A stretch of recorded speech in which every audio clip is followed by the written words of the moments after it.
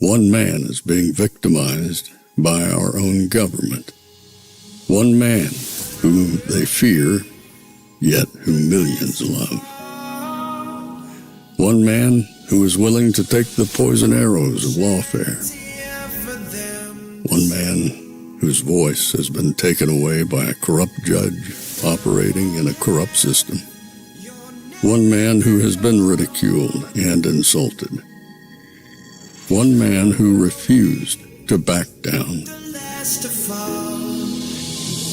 One man who refused to back down. One man who refused to back down. One man who stands between us and them. One man that wants to see America protected again. One man who wants to see America prosper again. One man who understands that a man is a man and a woman is a woman. One man who understands and protects the blessing of life. One man who wants to restore American exceptionalism. One man who once again wants to make America that shining city on a hill for all to see. A place where all the people of the world glowingly set their eyes upon. America. One man who unashamedly wants to make America great again. That one man is Donald Trump.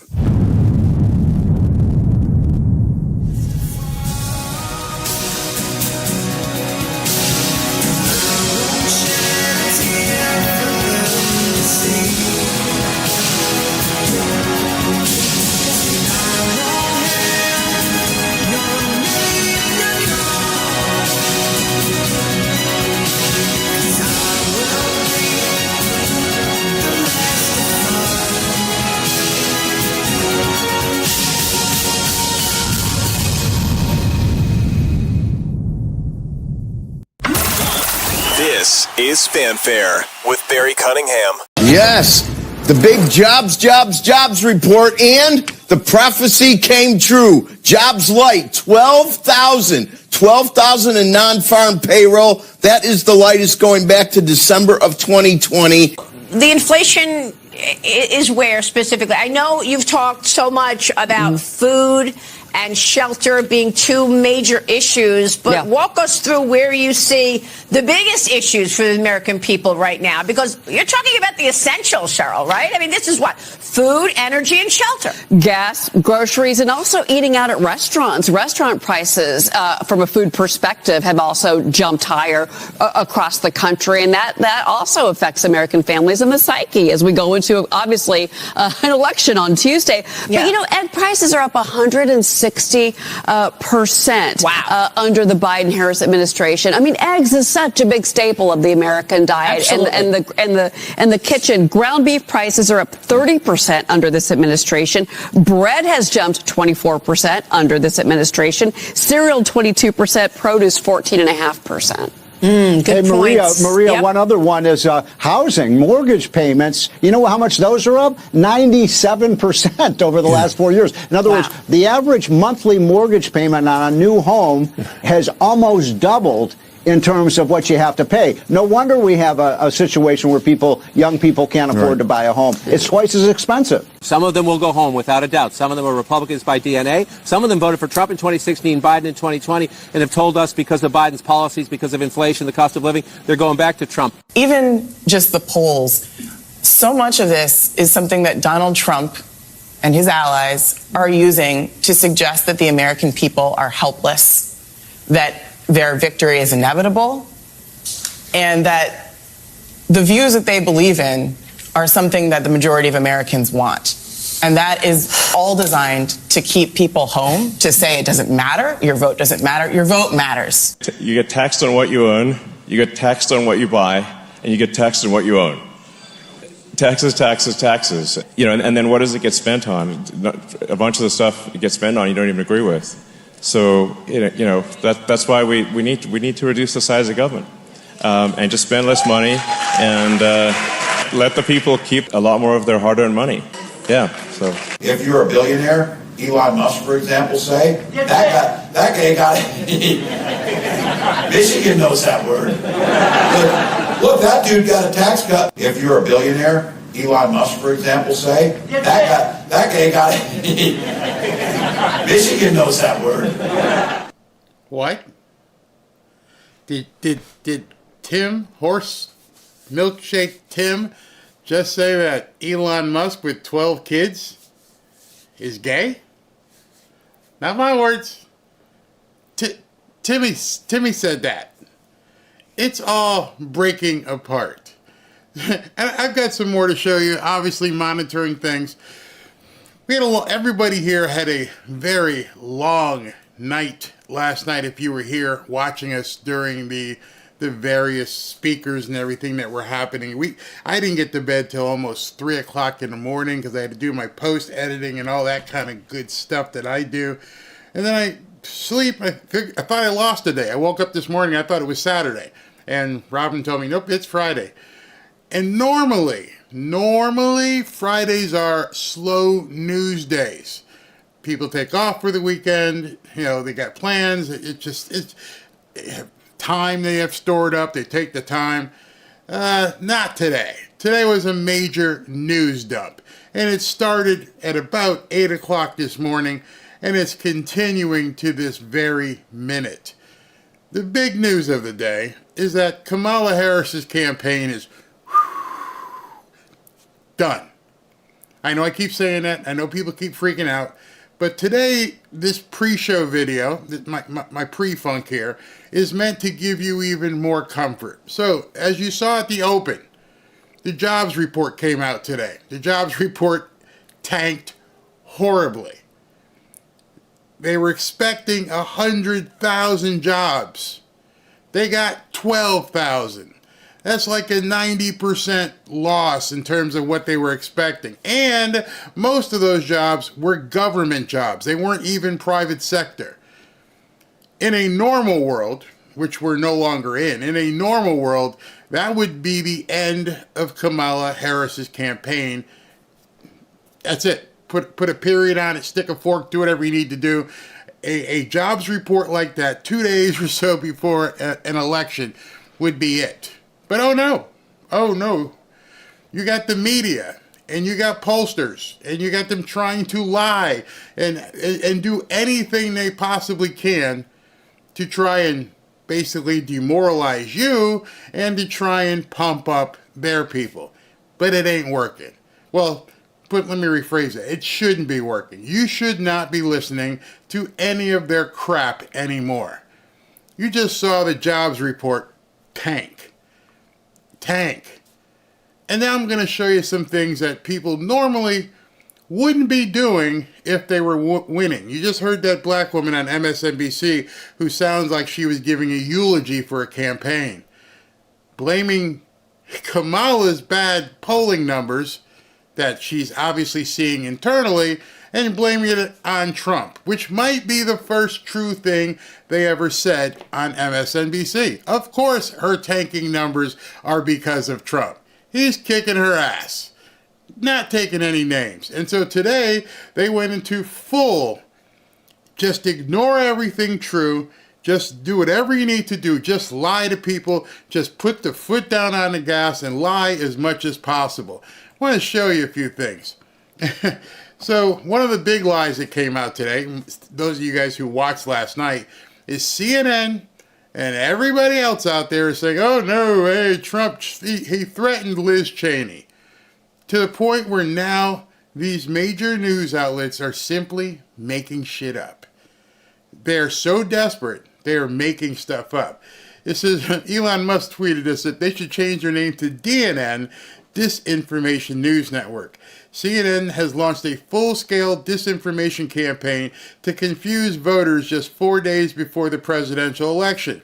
The network is deceptively editing a comment Trump made during a campaign event last night in Arizona. And Trump said that, someone who's so eager to put other people's kids out there, maybe she should get a rifle and go stand point, basically. And he wants Liz Cheney to get killed. He wants her to face a firing squad. Yeah, they literally said that all morning. They completely lied to the American people. They must know that Trump is coming for these FCC licenses because they are desperate. And so what I started posting was these little quips, because I'm really over the apprehension that people have about whether or not Trump is going to win. And as I said yesterday and a couple of times during the show, stop looking at the polls, stop looking at Polymarket, stop looking at everything that can be influenced, and start looking at what they're actually doing. So when you woke up this morning, you saw the jobs report. If you didn't, I just showed it to you. That made you must go, oh, that's not good. And then you saw the news where every station out there is openly lying and gaslighting to everybody as much as they possibly can, even to the point of making stuff up. That was the first thing I posted. And I'm like, people who are winning don't have to do that. You don't do that when you're winning. You're doing that because you are way behind and you're trying to influence people. I'm trying to give you the psychology behind what's going on. You don't act like that if you're winning. Furthermore, this came out just a little while ago. Another lawsuit and another smackdown of the Democrats. A hard smackdown. Breaking, a federal judge in Ohio just issued a smackdown ruling against the Democrats by rejecting their motion to block the Secretary of State's rule requiring voters to show proof of citizenship if their status is unclear. Are you noticing what's happening? There's two things that are happening that I want to bring to your attention about this. And they're pretty much equally important. One, the RNC, led by Laura Trump and Michael Whatley, are not standing still, and they're investigating everything. Every single thing they see on X, they are investigating it. And then if it warrants further investigation, they are filing lawsuits immediately. So that's one big difference. Ronna McDaniel, she didn't do shit. Oh, yeah, well, we'll check that. Not this time. Boom. Doesn't look right. File a suit. And secondly, and this might be more importantly, the judges are receptive. The judges, having seen what happened in 2020, are now, and obviously with the filings Laura Trump is putting together with her attorneys, they know what to say at this point. Remember, they all bragged in 2020 that Trump was 0-66. He didn't win a single lawsuit. All of them got thrown out, most of them for bogus reasons, but they all got thrown out, and they were laughing at him. Just in the last week, have you seen how many lawsuits have been granted in Trump's favor? Have you been following along to the point where this one happens on a Friday morning, and it's an order in conclusion? I mean, that's it. You got to do this. You can't do your shenanigans. That should give you hope. You should sit back and go, wait, man, that's a lot different. I'm actually seeing winning. I'm not seeing lawsuits thrown out of court. I'm actually seeing winning. Then you heard about the New York Times and Media Matters trying to do everything they can to shut down as many conservative voices as possible. They went after everybody. Thankfully, not me. I got my own troubles with these people. But that didn't work. Concurrently, that's not something you do if you're winning. You're not trying subterfuge. You're not trying to basically gummy up the works if you're winning. You understand? I love that he said landslide. It's a word I want to keep hearing over and over and over. So let me go back to real quick before the next speaker comes up, what I was saying to you about watching what people are doing, not listening to pollsters. You have to understand, television is based on advertising. YouTube is based on advertising.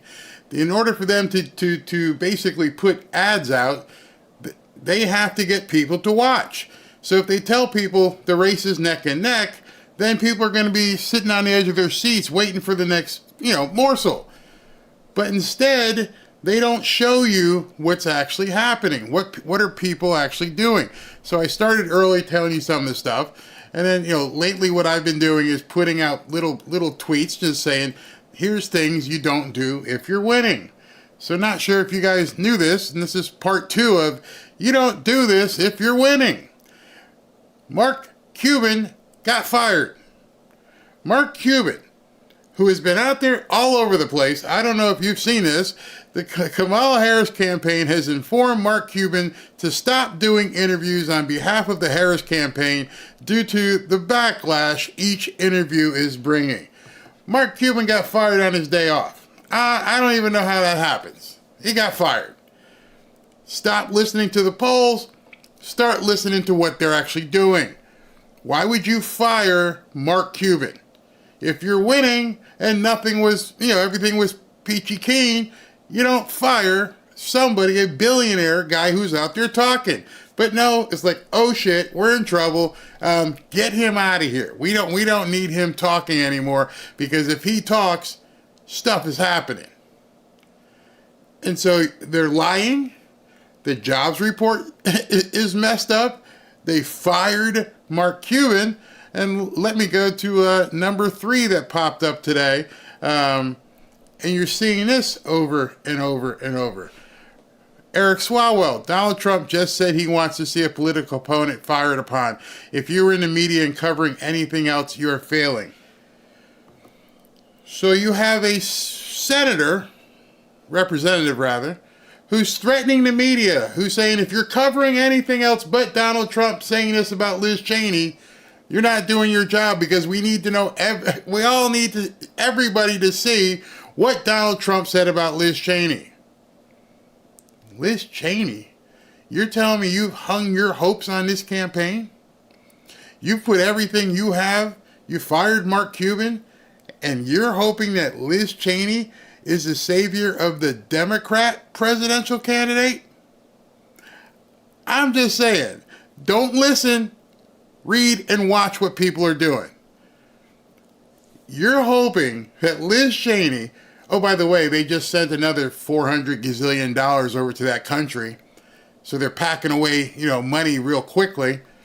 Why would you be rushing, getting that money out? Watch what they're doing. Don't listen to what people are saying. They're lying to you. And I'm saying, in that same vein, I'm not going to tell you that Trump is going to win in a landslide. I'm not going to continue to proselytize and tell you things. I'm going to tell you the same thing. Barry says something, maybe I should go look at it for myself. And then you're going to find out. It's like, what? They're pumping up Liz Cheney 3 days before an election? That's your savior? That's who you think is going to make a difference? To the point where you've got representatives and all of the media pushing Liz Cheney, a proven loser whose father was the promulgation of he was the war god?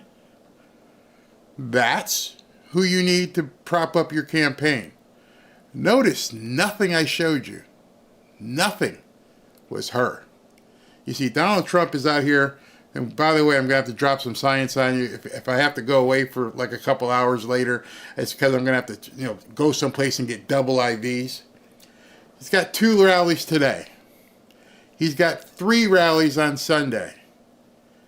He's got 4 rallies on Monday. And they're relying on Liz Cheney. This man is, you didn't hear me stutter, that was complete truth. 4 rallies on Monday. 3 rallies on Sunday. 3 rallies tomorrow.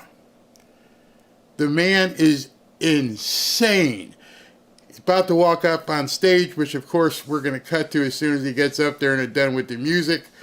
But I'm going to have to figure out how to produce things and lead right up. I mean, that's kind of why I pushed it from 4 to 4:15, because we got to get back here at 7:30 tonight. And I want to get a nice short intro so we're not sitting here talking for an hour. He's on time. Man's fired up. 3 rallies tomorrow. 3 rallies on Sunday. 4 rallies on Monday. And you guys are hanging your hat on Liz Cheney. And I got people in here going, oh, I don't know what's going to happen. The people on television say it's close. Okay. Where's Kamala? Why'd she fire Mark Cuban? Why are they all freaking out? Why is she hiding? Doesn't want to go on Joe Rogan? Just watch. And I just want to say publicly, and I'm going to hope I can say this before he gets on stage. Tommy Lawrence, Miss Chris, Roaring Rage, Beth, SV, I hope I didn't forget anybody, and of course Ashley.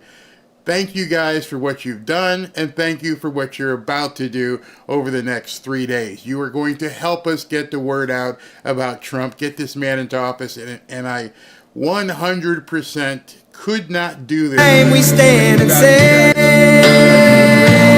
without these moderators working their butts off and making sure that what we hear and what we see is safe, and they exercise these trolls as soon as possible. And they do a lot more than that behind the scenes as well. They're also looking on Twitter, trying to make sure, X rather, trying to make sure that's safe for you.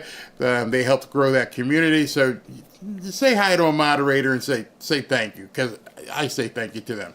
All right, Trump is walking up to the mic. The music is still playing. But yeah, just have some comfort.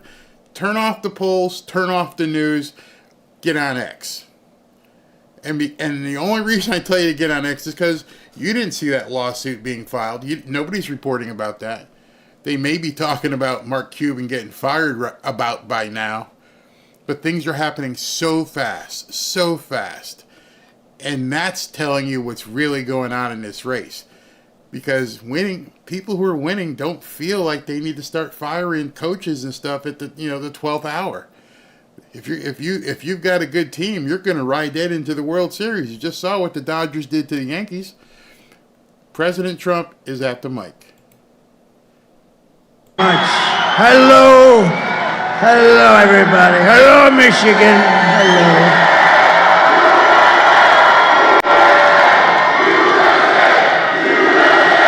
Thank you very much. Thank you. Well, we're not going to have this too much longer. We're winding down. 9 years we've been doing it, right? And now we're winding down, and hopefully we'll be going to the next phase, which is turning our country around. Because we've got a little bit of a mess to take care of, don't we, huh? A little bit of a mess. But we'll get it done, and we'll get it done right. But we're going to miss these rallies, aren't we, huh?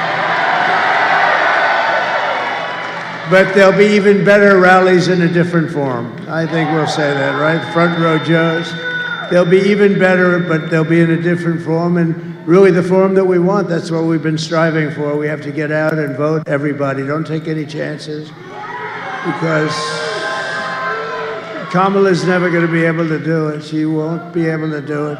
Not even a thought of doing it.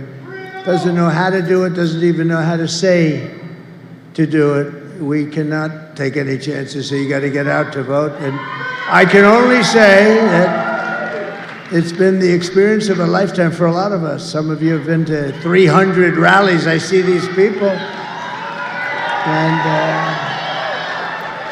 you're going to look back at this time in life, and you're going to say there was something very, very special about what we all did together. We all did it together. There's never been anything like it.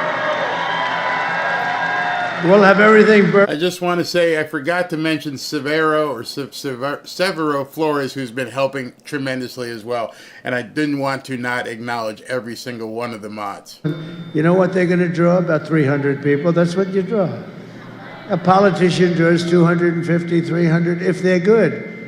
If they're bad, they draw like 8 people, like Biden used to draw, right? Remember, he used to fill up. Remember the circles? He couldn't fill up the circle, so he used the fake news media to fill up the circles. But no, it's different, but there'll never be, in the world, there'll never be anything like what we've done. We've done something that's unprecedented. And we've had fun, but now we have to get, hopefully, to work. We got to win. You got to get out and vote. And then we're going to do a real job for you all, and we're going to meet again many times, I hope. But this has been the thrill of a lifetime for me and for you and for everybody. And now we want to take that thrill and turn it into let's do business, right? Let's do business. So it's great to be back in this beautiful state with thousands of proud, hardworking American patriots. And I'd like to begin by asking a very simple question. I've been doing that lately because it seems so poignant. Are you better off now than you were 4 years ago? I don't think so. I don't think so. It's been... Is that one of the easiest questions you've ever been asked by? But I've come today with a message of hope for all Americans. With your vote, this election, most important election you've ever even thought about voting in, I will end inflation. I will stop the invasion of criminals pouring into our country. And I will bring back the American dream. I'm going to bring it back. You know, yesterday we had a long day. We started out before 7 in the morning. We went to New Mexico. You know, it's sort of in play because the people can't take it anymore. The people are pouring through the border. That's a real border state. But you're a border state in a different sense. Everybody is a border. Every state is a border state. We have criminals coming in from, they fly them in now to the Midwest. Isn't that nice of them? Kamala. And you said to yourself, who the hell would want to do it? And so many of those people are hardened criminals coming out of prisons, jails, mental institutions. But this is all you need to know. Kamala, who's grossly incompetent, broke it. I will fix it. We're going to fix it. We're going to fix it quickly. America will be bigger, better, bolder, richer, safer, and stronger than ever before. This election is a choice between whether we live and have 4 more years of gross incompetence and failure, or whether we will begin the 4 greatest years in the history of our country. We'll get it going fast. We're going to get it going very fast. And I'm asking you to be excited about the future of your country. Be excited. It's been hard to say, but now we're down to 4 days. 4 days. Right? Front row Joe? No, I mean, if you think, you know, we're down to 4 days. Wow. We thought it would never come, right? We thought it would never come. I'm asking you to dream big again. You have to dream big. It's hard for you to think of that because you've been so hurt by these incompetent fools that have been running our country. This will be America's new golden age. Every problem facing us can be solved, and it's going to be solved quickly. But now the fate of our nation is in your hands, and it really is. It's in, you got to vote. You got to vote. Don't believe the polls that we're way up or we're pretty far up, but a couple of them way up. One gentleman, a great pollster, they say, he said, we have a 97% chance of winning. I said, don't believe it. Don't believe it. Don't believe it. Don't believe it. I think he's a Democrat. Because nothing matters except what happens on Tuesday when you think of it, right? All doesn't matter. So just pretend that we're 1 point down. We're not, we're up. But pretend that we're 1 point down. On Tuesday, you have to stand up and you have to tell Kamala that you've had enough. You can't take it anymore. You're the worst vice president in history. You're the worst border czar in the history of the world. We're not going to let you destroy our country. Kamala, you're fired.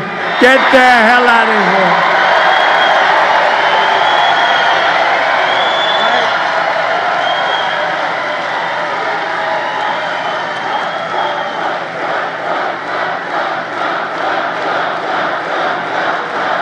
Thank you.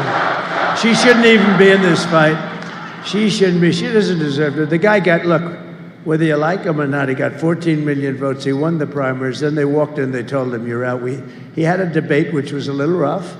And then no, but that's his prerogative. It just happens, right? And they walked in, they said, "You're out."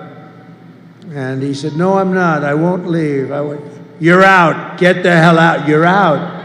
And they were not nice to him, by the way. I know exactly what went on. Don't forget, I know all those people that are in the surrounds very well.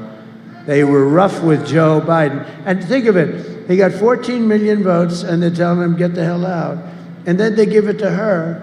And she came in last in the Democrat primary, right? She came in last. She was 22 people, Mr. Ambassador, 22 people. Think of it, 22 people. She was the first one to drop out. I guess that means she came in last. She never made it to the great state of Iowa during their primaries, and then were running against her. It's actually not fair to him.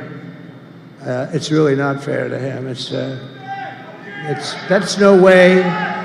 He's got the right. Who cares? Who said that? That's a great line. Who the hell said that? That's he goes, I'm going, I've become such a nice guy all of a sudden. I say, it's not fair to him. And this guy shouts out, who cares? Who the hell cares? Who cares about him? I guess he happens to be right.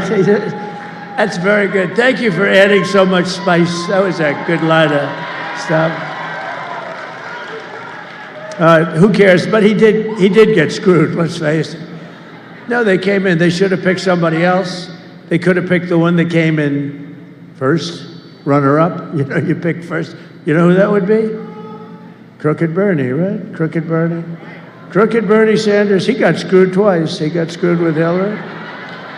I think he's one of the best sports, though, because he got terribly taken advantage of with Hillary, and she won, and he went back, and he just kept being very liberal. By the way, he's far less liberal than Kamala. You know that, right?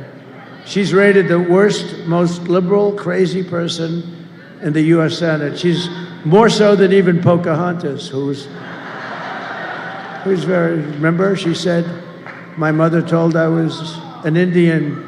How do you know you're an Indian? Because my mother told me I have high cheekbones. You believe it? I actually think that's a racist comment that she made. I think that's a racist comment. Everything we have been fighting for these past 4 years comes down to the next 4 days. Can you believe it, right? We've been setting records in the early voting, but we can't let up. In-person voting in Michigan ends on Sunday, and if you're not going to make that, you got to get there on Tuesday. Okay, who's voted? So who is going to vote? All right, 60-40, that's not bad. That's a lot of votes. You got to get the hell out and vote. Because it's now or never. If we don't do it, it's never going to happen again. You know, there are those that say that if we don't win this election, you may never have another election in this country again. That's a possibility with these radical left lunatics that we're dealing with. Crazy, crazy Nancy. You want to marry me? She wants to marry me. What the hell's... Well, let me ask the First Lady if that would be okay, because it's okay with me, but I have to get permission.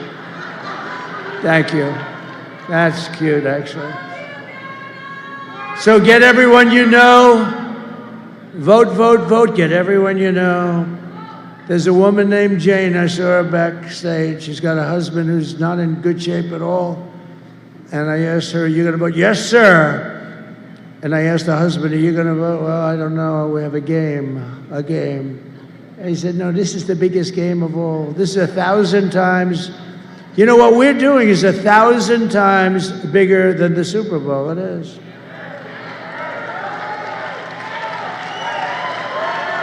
When the NFL has a problem, they had a big problem with Canada, big problem. Canada was actually taking advantage of the NFL for years, and they couldn't get it solved. You know what they did? They called the president, and I got it solved in like 2 minutes. I got it solved in 2 minutes. This is 100 times. They fought for 21 years with Canada. I got it solved in 2 minutes. They never even said, thank you. They didn't say thank you. With your help, we're going to defeat Kamala Harris, and we're going to make America great again.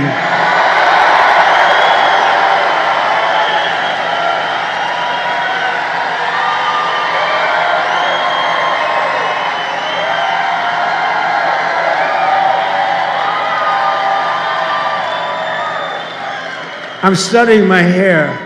It looks not so good today. It's not a good hair day, but who cares? Not a good hair day for me. Ay, ay, ay. Oh. I don't want to look. But we have breaking news. It's actually bad news. It's only good for one thing. If you happen to be running against the stupid fools that created this news. It's bad news. Bad news for the country.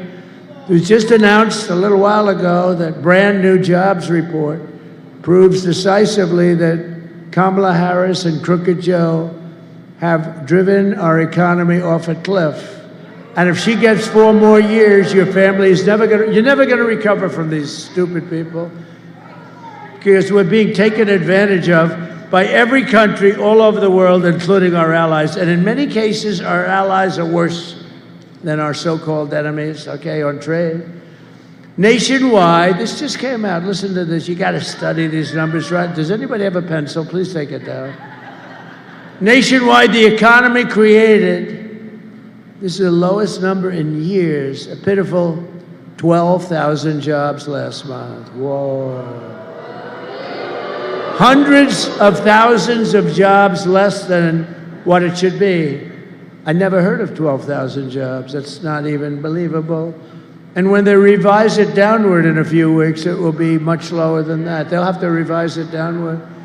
And just think, this is not good news for them. I mean, how would you like to have an election in 4 days and you just had the worst jobs report in the history of our country, practically?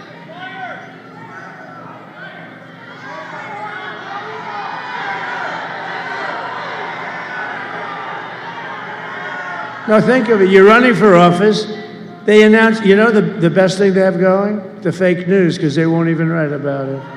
The fake news.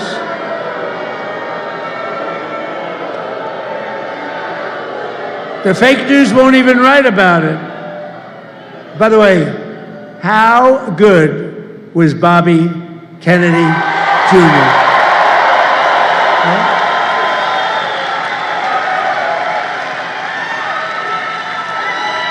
How good was he? And he's so into health and all. He's going to take care of women's health and men's health and your children's health. I said, you could do anything. You just go ahead and enjoy yourself. But just do me one favor. Leave the liquid gold alone. Let me handle that. We're going to make a fortune. We're going to make, Bobby, please leave that alone, Bobby. Just let me handle that. Oh, we're going to make so much money. But just think, a few months ago, they fraudulently claimed, do you remember this? 2 months ago, 818,000 jobs were created when, in fact, there were none. It was a fraud. There was a fraud. And people reported it to the FBI, but the FBI decided to do nothing. Are you shocked to hear that? It was a total lie, and they thought they'd be able to get away with it right through the election. But fortunately, there was a person known as a whistleblower. I knew I liked whistleblowers on occasion. And they were forced to admit it 3 weeks ago that they created 818,000 fraudulent jobs. They were fake jobs. And everybody said, oh, the economy's finally coming back. No, it's not coming back. They were fake jobs. If I did that, they would impeach me. They would say, let's impeach him. But now they've just revised past jobs, okay, by an additional 118. Now, they just announced yesterday that they're going to have to reduce them again by 112,000 because they were fake jobs too. This administration is a big, fat con job. The whole thing is dishonest. It's all misinformation and disinformation. That's almost 1 million fake jobs that never were here. And they wanted to wait. How would you feel if you said, well, our economy's okay, and then we vote and we have an election, and let's say they win. I can't even imagine it, but let's say they win, and then 2 days later they announced that there were 1 million jobs that were phony. How would you like that, John James? No good, right? Huh? No good. We got to do something about it. They never do anything about it. We never do. These are fraudulent people. No, but how would you like, the election's over, and we have this person that nobody ever, you hear Harris. Harris. Who the hell is Harris? Nobody even knows who the hell she is. Who the hell is she? Nobody knows who the hell she is. Harris. Ladies and gentlemen, President Harris. Who the hell is Harris? It's true. Ladies and gentlemen, Harris came in by announcing 1 million jobs more than existed. It's a fake.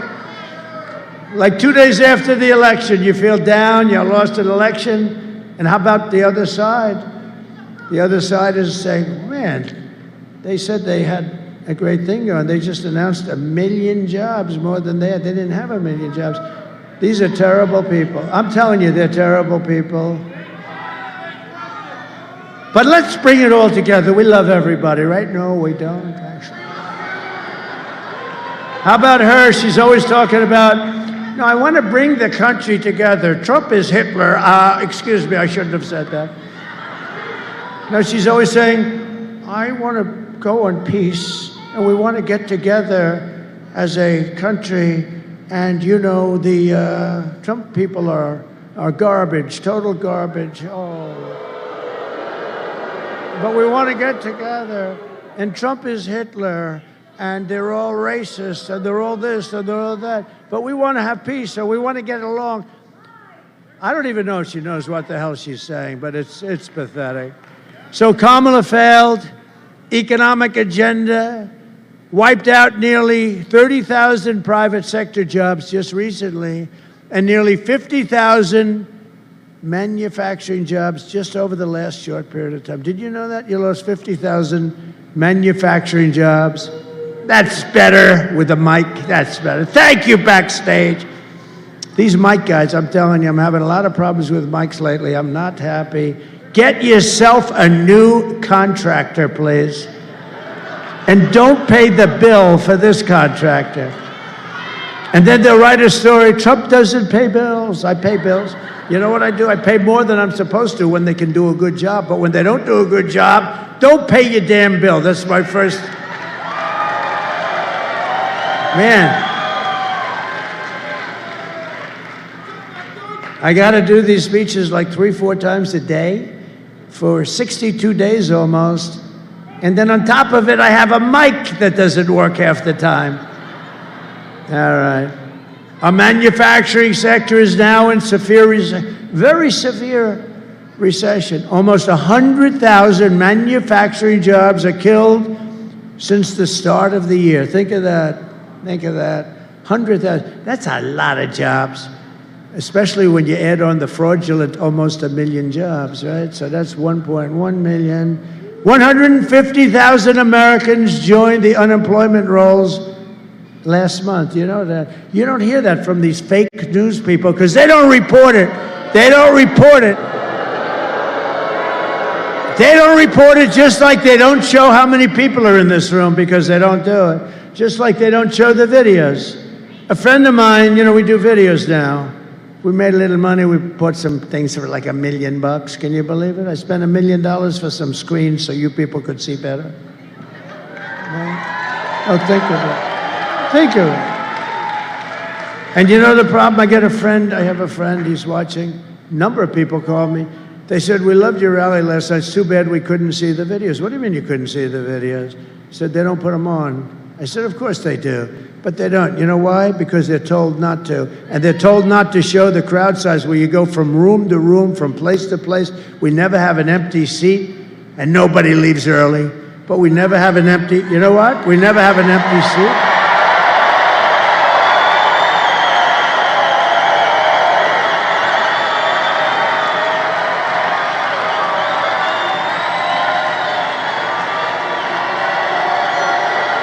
But I said, I want to have them show.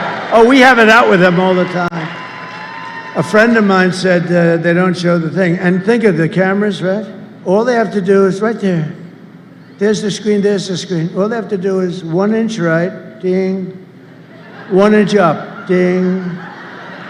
And they can see it, but they don't want to do that because they don't want to show, because they're fake news. That's why they're fake news. And most importantly, nearly 250,000 people dropped out of the labor force last month. Can you believe this? We're in a depression. You better hope you vote for me because I'm going to get you out of it fast. But under these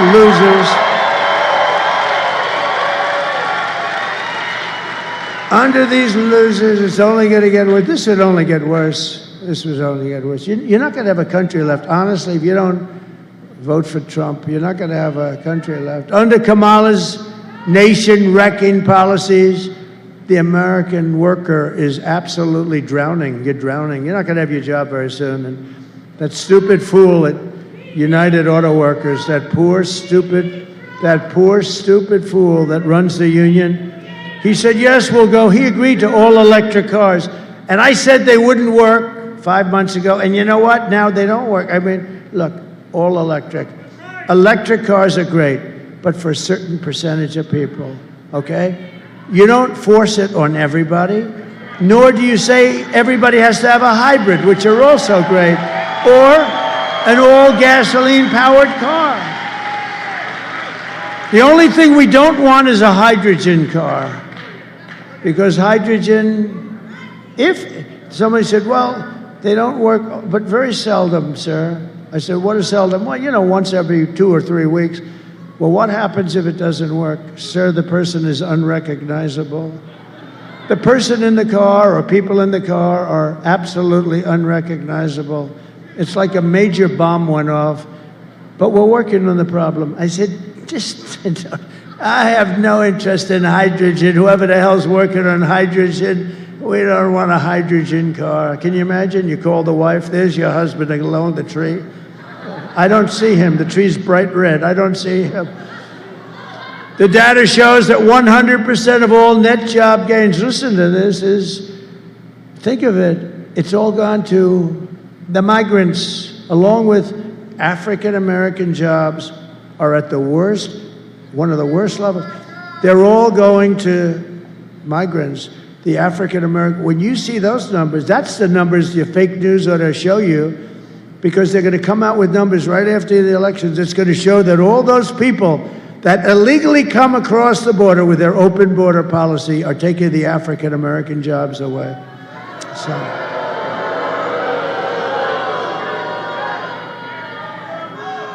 Now, can you imagine? So, you know, guys have jobs for 20 years. They've got a family. They have everything. They're doing a good job. They're good people, good workers. And their jobs are being taken away by people that just came in. And it's not right. Hispanic jobs also, to a lesser extent. Union jobs will be affected, not yet, but they will be very much so. But the African American jobs, you ought to tell them to go get you the real numbers, because when you see this, it's going to be probably after the election. You're going to be really angry. You're going to say, you know, I wish I voted for Trump. He got me criminal justice reform. He got me the colleges, historically black colleges and universities. I took care of them. I took care of them. You know, every year they'd come to Washington, the heads of the guys, nice guys, a lot of nice people, actually.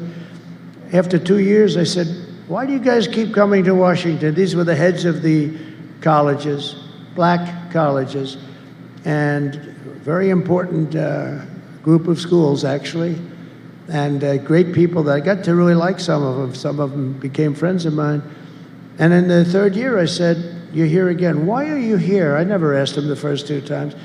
Because they make us come back every year for money because they have funding. And I said, why don't they give you a long-term deal? He said, they would never do it. I said, I'm going to do it. I'm going to give you a long-term deal for more money than you're asking, because you're not asking for enough. And I got them taken care of. And I said, the only bad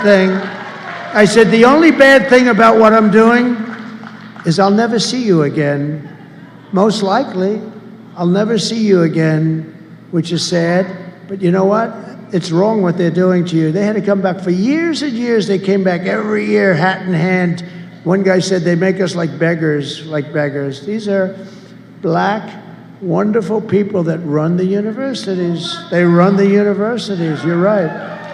So I took care of that. I took care of so many things. But remember, the criminal justice reform, I was called by some people at CNN that I'm the only one that can get it done because I can bring some conservative votes over. And I did do that. And I got criminal justice reform done. And it was really, the black population wanted it more than anybody else because it was very unfair what was happening, and we got it done. And I'll tell you, and I made this statement, with the exception of who? Abraham Lincoln, I did more as president for the black population than any other president in the history of our country.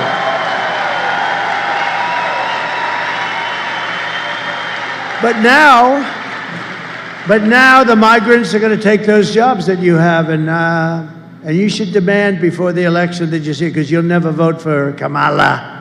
You never vote for her. She doesn't know what the hell she's doing. Kamala's inflation nightmare has cost a typical American family $30,000 in higher prices, and she's continuing to cost you an additional $1,100 for every single month. That's because of what they've done with inflation. They took, I had no inflation. We had no inflation. We had no inflation. We went from essentially no inflation to the highest inflation in the history of our country. And then they say they're going to vote for these fools. They're not going to vote for these fools. Remember, I had virtually you had no problem. You were making money, you were putting money away, you had money left over, you could go out shopping, and your prices weren't quadrupled for a sausage, for a piece of lettuce, for an apple. Now the prices have gone so high. Everyone tells me about the word groceries. For groceries, cars, look at the price of cars, look at the price of education. These schools they're going crazy with the education prices. They're going absolutely crazy. But I had no inflation. I had prices stable. We wouldn't put up with it. We would talk to people, too, if they, were ripping you off. We would talk to people. We had smart people, the best people. And now look at what happened. The inflation is eating everybody alive. It's eating especially our senior citizens. That's why I do no tax on Social Security benefits, because it gets you back to even. But now that very low IQ person who wants to be, have we ever had a low IQ president before? You have to know the opposition. You have to know President Xi, the press hates when I say it. I say very smart. If I use the word brilliant, they'll say, he said he's brilliant. No, he controls 1.4 billion people with an iron fist. No, he's not brilliant. But these are very smart people. These are brilliant people. These are people that like their country. Maybe they don't, but they run their country tough and smart. And we have nobody to compete with them. We have people that it's like your high school football team playing, what's a good team today? Let's see, what's a good team? What's a good team? Oh, the Detroit Lions, right?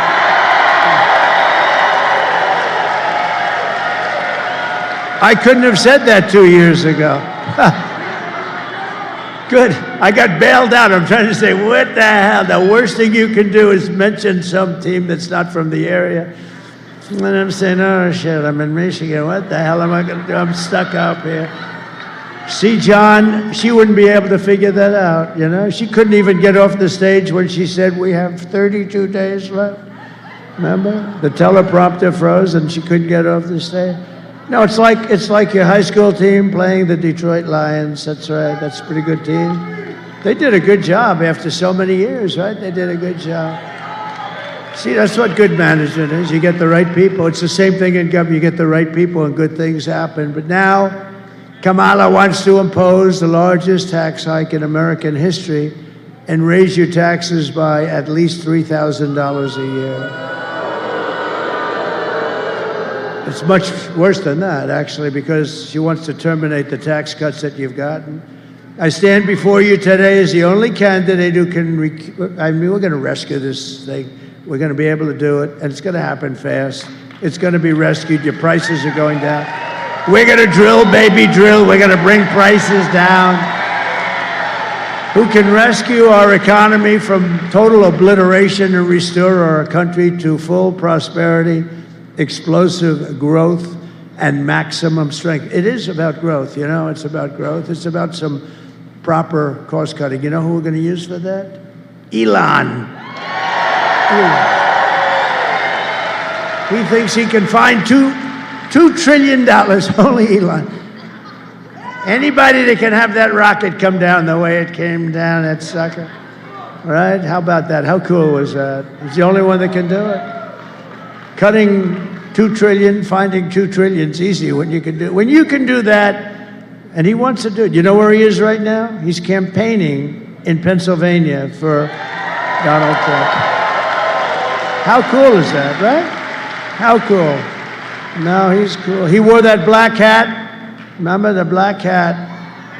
He called it dark MAGA, right? Dark MAGA. You'd look good in that hat. He called it dark MAGA. He looked cool. You know what happened?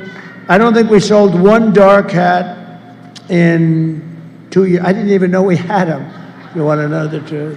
And everything's subtle, where it says, Make America Great Again. It was also in black. So you had black on black. That's called very subtle. And he wore it and he loved it. And he did great. He made a speech, did great. We had 107,000 people in Butler, PA, right? Honoring the firefighter, Corey. Honoring Corey the firefighter, 107. And Elon got up and made his speech, and he did a good speech. He said, I've never seen so many people. I've never seen anything like it.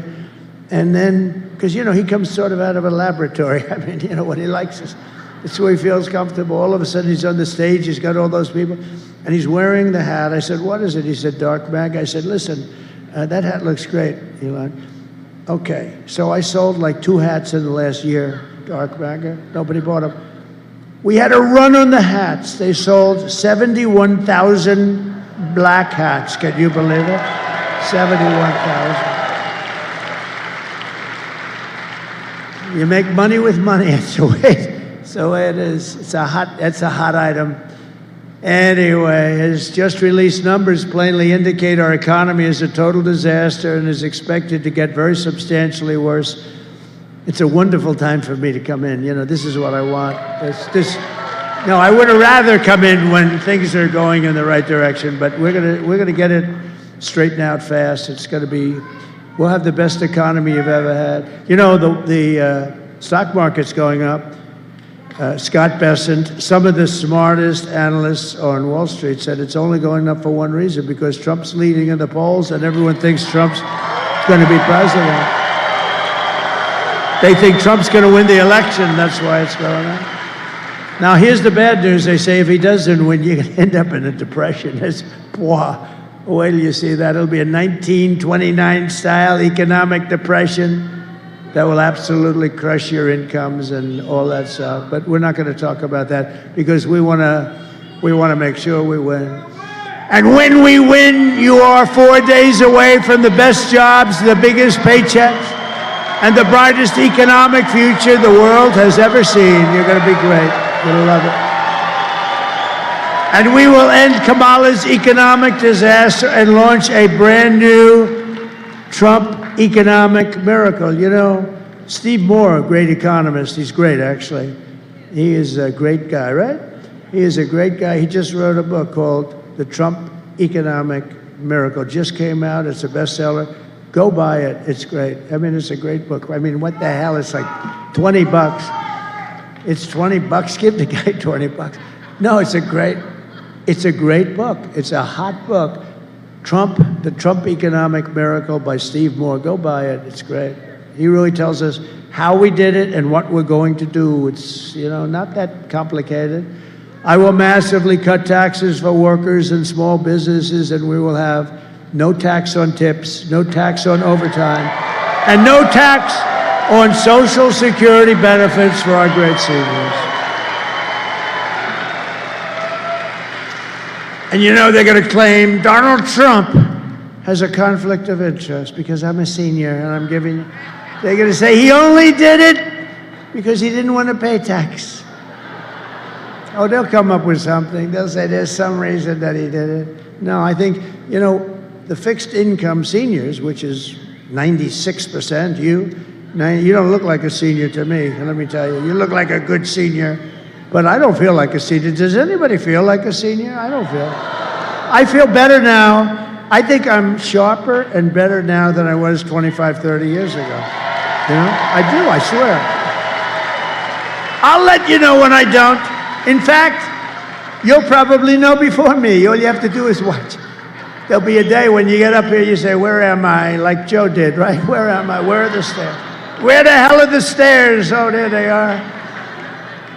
Nah, you'll know. I think I'll know before you, actually. I think I will. And, but I think we have a long way to go. Good parents, you know, it's nice to have parents that lived a long time. Because if you believe in that, right? I do. I believe in that. It's called genetics. Genetics is good. Not everything, but it sure as hell is good. It's better to have good genetics than bad genetics, right? And I will support a tax credit for family caregivers who are amazing people who take care of a parent or a loved one. And you know, if we didn't have family caregivers, we wouldn't have enough hospitals. If we doubled our capacity, we wouldn't have enough. These people do so much, and we're going to get them a tax credit. To rapidly reduce inflation, I will end Kamala's war on American energy, and we will drill, baby, drill her.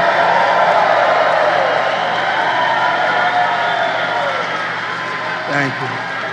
And I'll cut your energy prices in half within 12 months. We're going to cut your energy prices, and that's going to be the beginning, and we're going to bring your cost of groceries, foods, everything. We're going to all come down. That's what caused the problem. The energy is what caused it, because they came in and they destroyed what I had built. What a stupid group of people. All he had to do is go to the beach. You know, he went to the beach all the time, right? Somebody said he looks great. He's 82 years old. He looks unbelievable in a bathing suit. But he went to the beach. And he had a hard time moving. You know those things, they weigh like about 6 ounces. They're aluminum, hollowed aluminum. They're so light. They're meant for children and very old people. And what happens is he couldn't move it. He needed people to help him. So a kid came along who was 5 years old and helped him. But he went to the beach, and he had one quality that I don't have. And I wish I could have it. I'd pay a lot for it. He has the ability to fall asleep instantly with cameras on. Who the hell could do that? And you see him falling asleep and drooling out the right side of his mouth, and he's gone. And he gets a good rest. I don't do that. I toss and turn and turn and toss. I'm thinking about how the hell I'm going to make money for you people. Tossing and turning. Always tossing, turning, spinning around like a top. How the hell? Thinking about China, thinking about Russia, the Russia hoax. How about the Russia hoax? Was that? That was another deal. I will cut a record number of job-killing regulations. I will terminate the Green New Scam, the biggest scam, the greatest scam in the history of our country.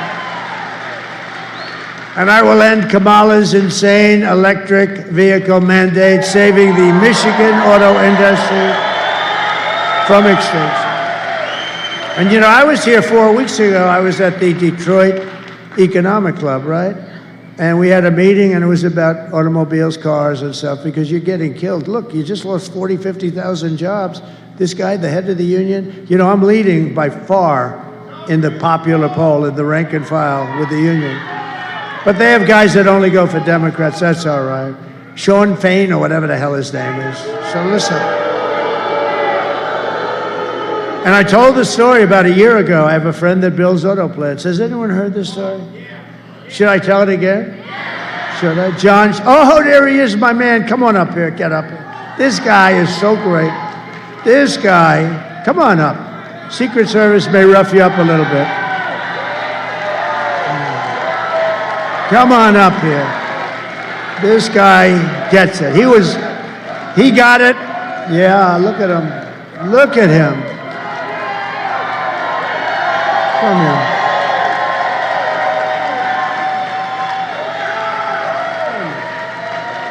Look at the arms on him. Look at the arms. All I can say is I'm taller than him, but he has much bigger arms. Much bigger. And he's a great guy, and he loves his whole, I think you just love Detroit, you love the area. But I've been telling you for a year and a half about this incident that I had. A friend of mine, John, he builds plants. That's all he does. He's a rich guy. He builds plants. If you told him to build an apartment, he wouldn't know how. If you told him to put down asphalt, he would. But he can build a plant like nobody. He builds all of them, most of them. And he was telling me that he's building some big plants. I said, I want to see one. Let's go. I want to see a plant under construction. I like that. I like that stuff. I was always good at it, too. Always a good builder. I always built great buildings. So I wanted to see one. He said, well, we'll have to go to Mexico. We know the story. We're going to have to go to Mexico because all of the big plants. I said, what do you mean Mexico? What about here? No. Oh, this is a year ago. He said, really? Let me see. And he showed me a plant that's the biggest plant, I think, in the world, right? It's the biggest. It would ruin Detroit. It does probably more than all of your plants put together. It's massive, owned by China. So China was going to come in and build one of the biggest plants in the world, I think the biggest plant by far, actually, in the world, and some others, right along our border, make cars, put them into here, and you can forget about Detroit, you can forget about Michigan. It would be over. And I didn't like it. So he told me about it a year ago, and then I started thinking about it. And I said, you know, if they build that plant, and you know, they're decimating Europe, what they're doing, they're dumping cars in there like crazy, and it's being decimated, the auto industry, the manufacturing of car industry. So what happened is he said, no, this is the way it is, it's gonna happen. I said, we're not gonna let that happen, because if they build these massive plants, especially this one monster plant that's so big that you wouldn't believe it. So I announced when I was at the Detroit Economic Forum, and a little before that I'm going to put 100% tariffs, and if that's not high enough, I'll make it 200%. And I announced it a little before the forum, actually, and I said, no, we're going to put 100%, and maybe I'll make it 200, maybe I'll make it 300, 400, I don't give a damn. I'll make it whatever I have to make it. And that was it. I just made the announcement. I didn't make a big deal out of it. The fake news didn't pick it up because they don't want to pick it up. But I didn't want to see Detroit destroyed, and other places like South Carolina and Tennessee and a lot of other places. But your state more than any other state, without question. And so what happened is I forgot about it. Now I'm speaking, and I see this guy, John, the builder of auto plants. And I said, I'd like to see him after I speak. So I speak. I'd made my speech. It was a brilliant speech. Brilliant. And I saw him, and I said, John, how's that plant going that you're building in Mexico on the border? He said, sir, they've canceled that plant last week. They're not going to build it.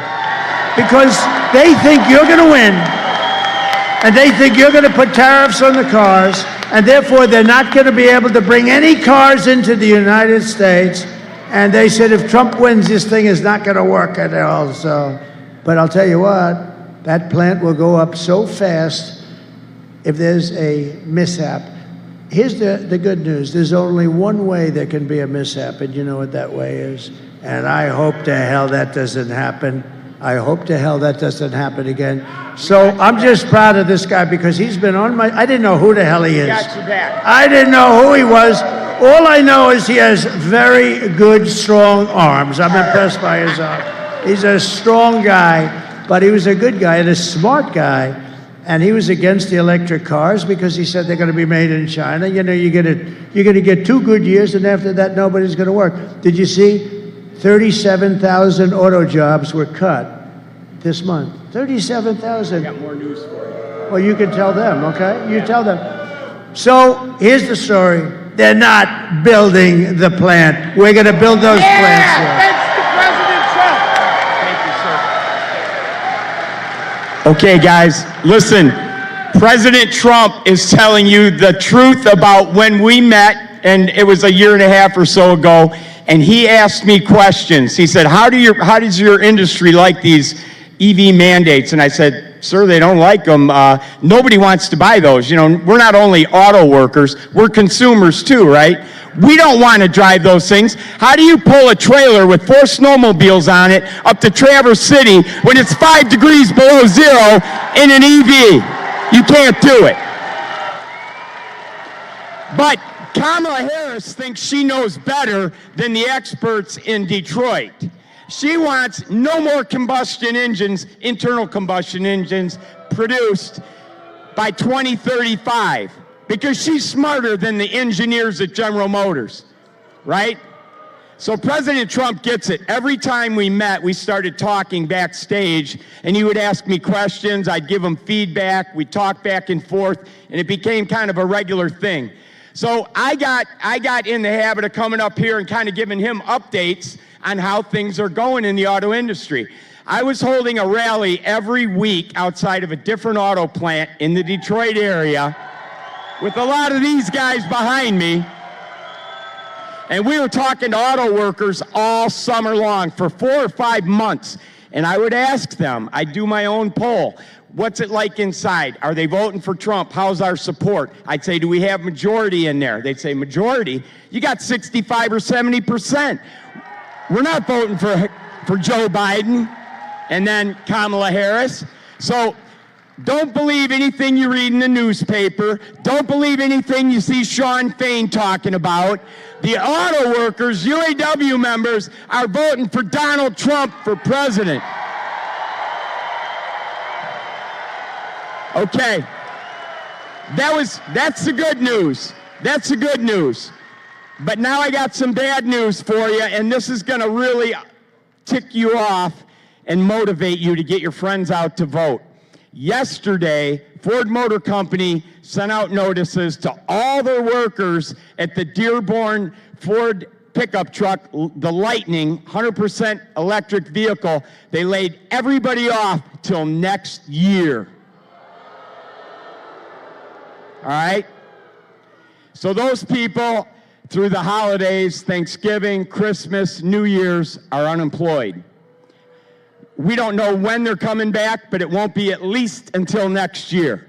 So I don't know if you saw that news. Now I got some other news that the people in the back there don't like to talk about, but I'm going to pass it on. Now this is big news. Because I've been getting called up on stage and I talk to President Trump on a regular basis, 3 vice presidents at Stellantis reached out to me through a friend of mine who's very tied in with the auto industry, and they wanted to give President Trump some bad news about what Stellantis has planned for next year. But they would only do it on the condition of 100% complete anonymity, because they would be fired and lose their jobs if it came out that they had leaked this information because they had signed non-disclosure agreements. Now, these are not people on the assembly line. These are not high-low drivers like I was.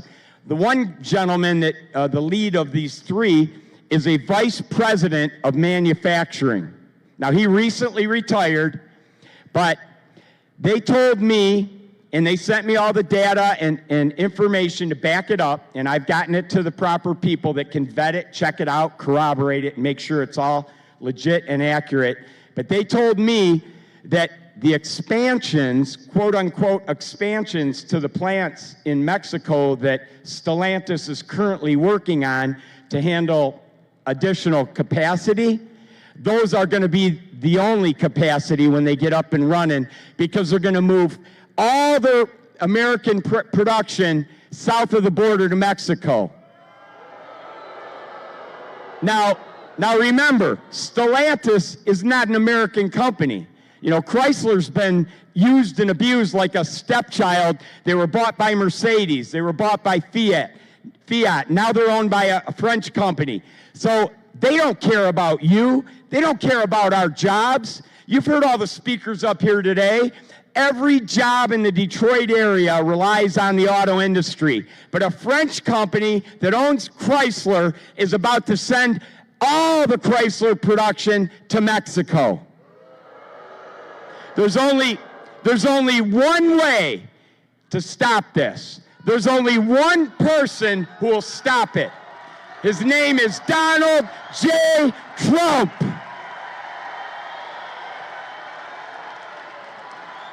So I'm asking you, when you leave here today, you got 2 days, Saturday and Sunday, to get every single person in your contact list out to vote. Not Tuesday. Get them to vote tomorrow and Sunday. Okay? Tell them, do not wait till Tuesday. They got to do it over the weekend. One phone call and they'll know where they got to go. But you got to get them out. And then when they vote, then they can get everybody on their contact list out to vote. We got to make it too big to rig. Let's elect Donald J. Trump, the 47th President of the United States.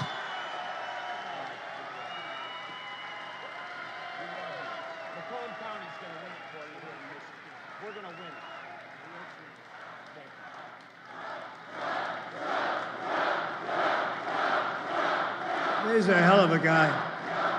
That guy. Thank you. So he's something. He loves the country. He loves your state. Tell Solantis, I think I'll send him back. He's quite good at delivering a message. Tell Solantis that if they plan on moving, we're going to charge them a 100% tariff on every car they put in, and they won't move. You know who said they're going to move? A company I buy a lot of stuff from them. A lot. Great company, John Deere, going to move big sections of their company from Iowa, I believe they said, to Mexico.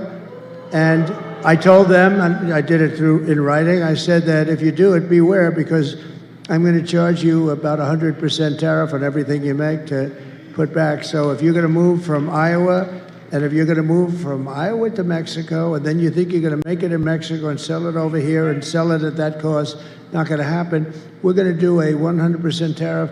They announced, I believe, that they're no longer making the move, didn't they? I think that's what I heard. Somebody told me the other day that they announced that they're not making the move. Why would they make the move? It'll cost them much more to make the product over there when we do this. In other words, we're going to use that. Look, the most beautiful word in the dictionary to me is tariff. I think it's the most beautiful word. It's going to make our country rich. And these stupid people, look, politicians, there's only two reasons why they wouldn't want to use tariffs. They're stupid or they're corrupt. There's no third reason. They're either stupid or they're corrupt. I just stopped the largest plant in the entire world, which would destroy your state.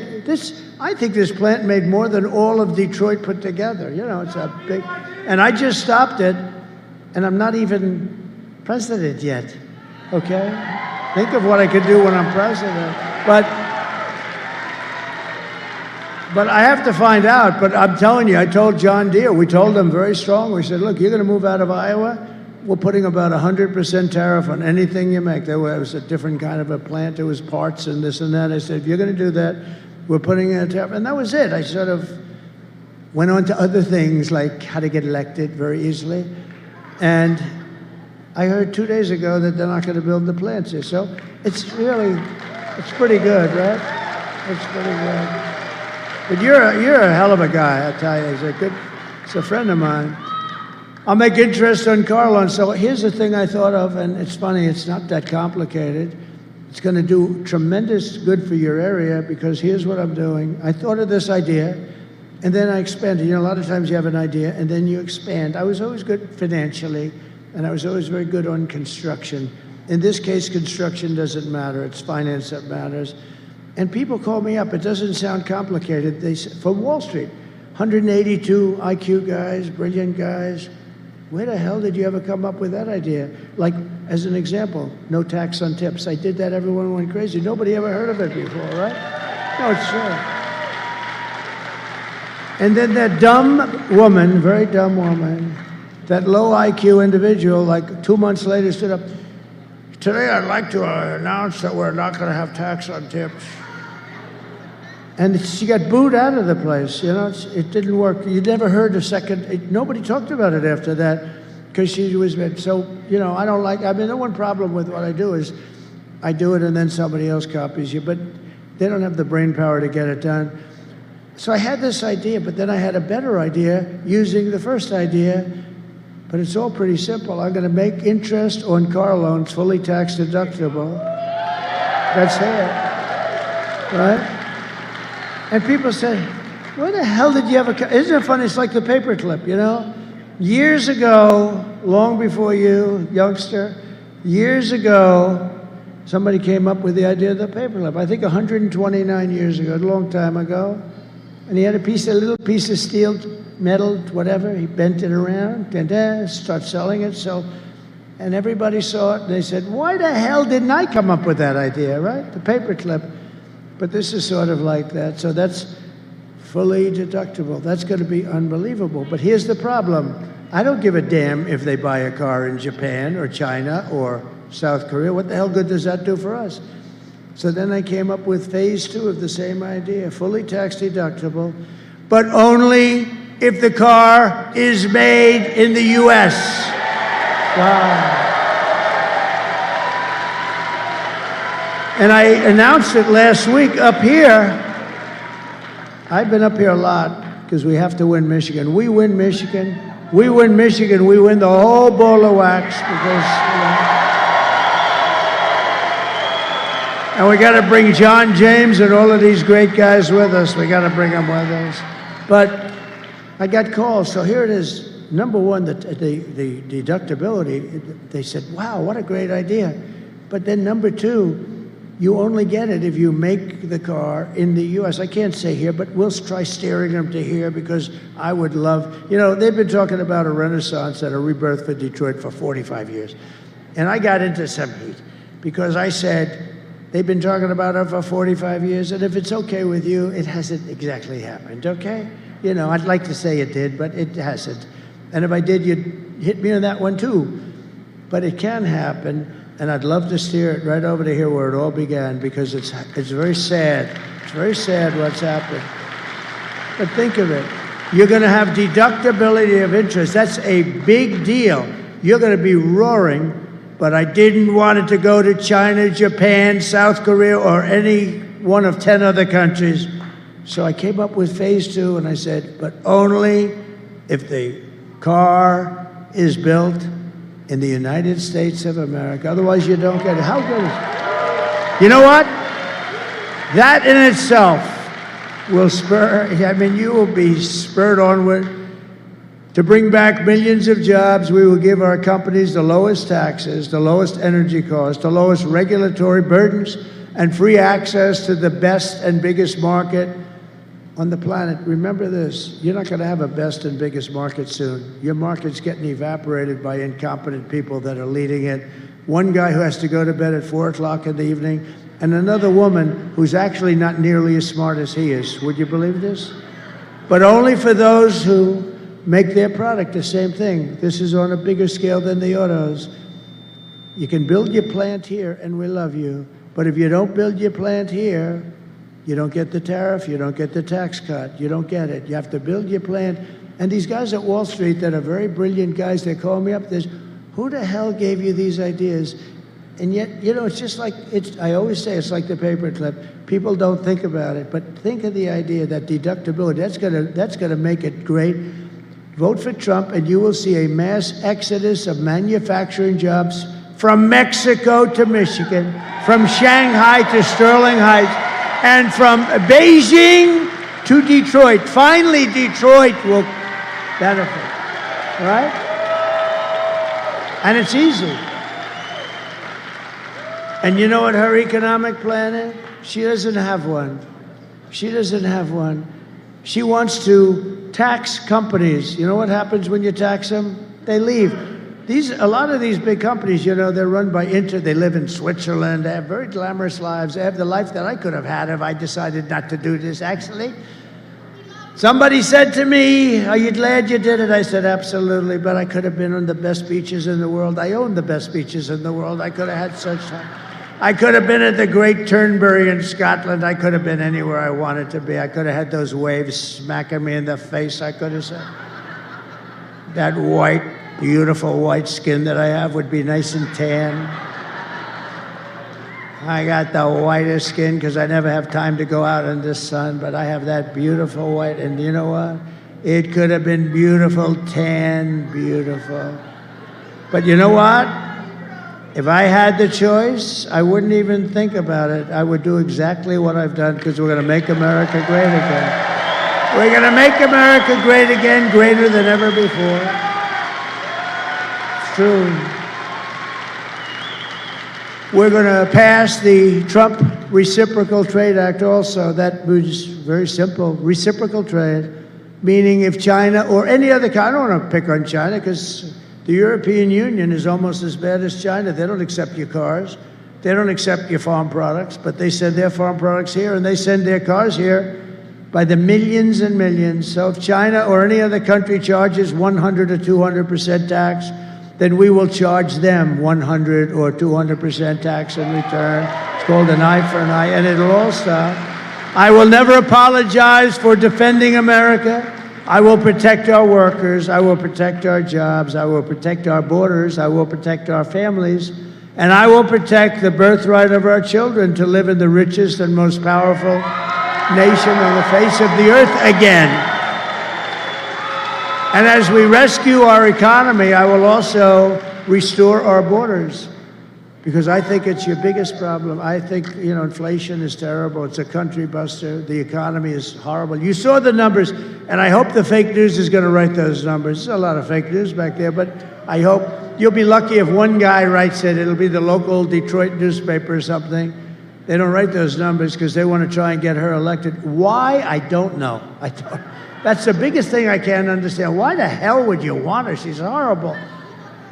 But over the past 4 years, Kamala has orchestrated the most egregious betrayal that any leader in American history has ever inflicted upon its people. She has violated her oath and eradicated our sovereign border, totally eradicated our border, and unleashed an army of gangs and criminal migrants from prisons and jails, insane asylums and mental institutions from all over the world, from Venezuela to the Congo in Africa. Congo, a lot of people coming in from the Congo. And you know where they live in the Congo? In jails. They're emptying their jails into this country. But they're doing it all over the world, in Asia, in the Middle East, and in South America. Venezuela's released big portions of their jails into the United States. And I'm surprised they haven't done more yet. They will. It's going to all come in. You'll have 100%. But I would have done it faster than them. I would have done it if I were them. Why would I keep these prisoners for 60 years? The killers and murderers and drug dealers and everything else.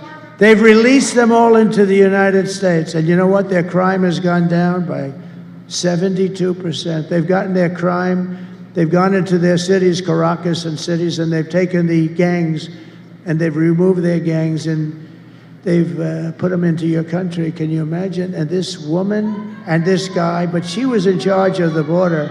Remember, she was in charge of the border. He put her in charge of the border. She is the border czar. She doesn't want to say that because it's been so bad.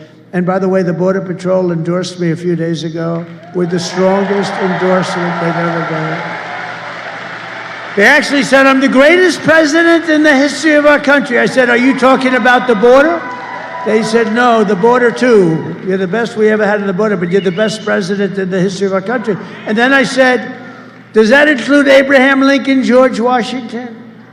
Does that include everybody? How about Lincoln, Washington? We had some pretty good ones. We had some pretty bad ones too. A couple of that we just had.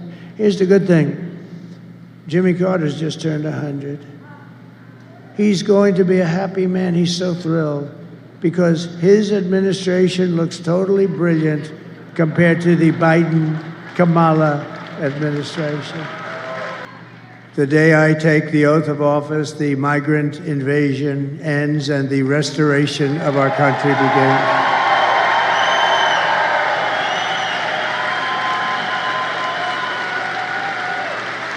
And the savages charged with brutalizing and murdering precious Jocelyn are members of the same vicious Venezuelan prison gang Tren de Aragua, that is taking over apartment complexes and unleashing a violent killing spree all over America. You probably read in Aurora, Colorado, and I think Colorado's got to vote for Trump because what's happening in Colorado is unbelievable. They're taking over the state. The radical left governor has no idea what to do. The United States is now an occupied country, but it will soon be an occupied country no longer.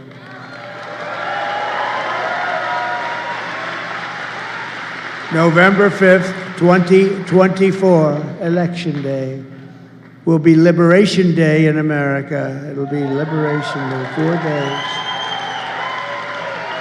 On day one, I will launch the largest deportation program in American history.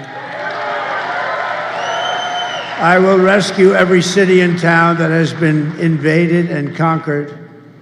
These towns have been invaded, and these towns have been actually conquered.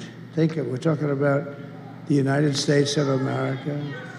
And we will put these vicious and bloodthirsty criminals in jail, or at a minimum, kick them the hell out of our country and fast. To expedite removals of Tren de Aragua and other savage gangs like MS-13, I will invoke the Alien Enemies Act of 1798, very tough one, to target and dismantle every migrant criminal network operating on American soil. And if they come back into our country, it's an automatic 10 years in jail with no possibility of parole. And I'm hereby calling, today I am calling for the death penalty for any migrant that kills an American citizen or a law enforcement officer.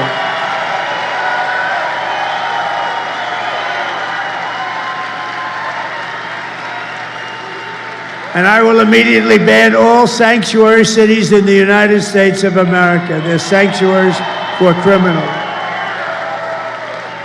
Despite all the damage she has caused, Kamala has spent the final week of her campaign comparing her political opponents to the most evil mass murderers in history. 3 days ago, Joe Biden called our supporters garbage. Said we're garbage. Said we were garbage. It's not nice, is it? Not nice, Joe. It was so bad that the White House stenographer was ordered to change the transcript.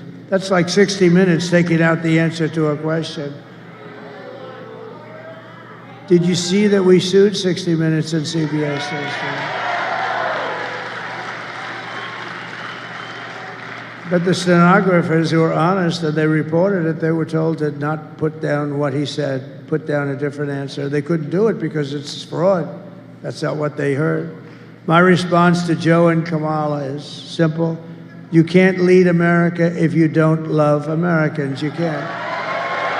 And you can't be president if you hate the American people. Kamala's closing message to America is that she hates you. You know, there's got to be something there.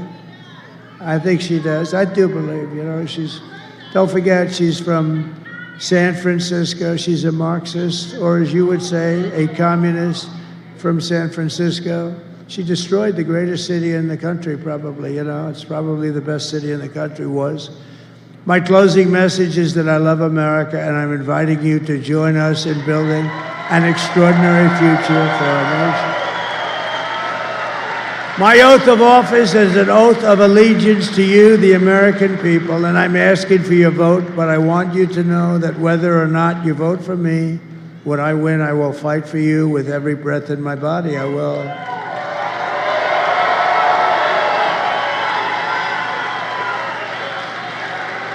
What we have built is the biggest, broadest, most incredible coalition and the greatest political movement in American history. My God, it's the best movement, the biggest movement in the history of our country.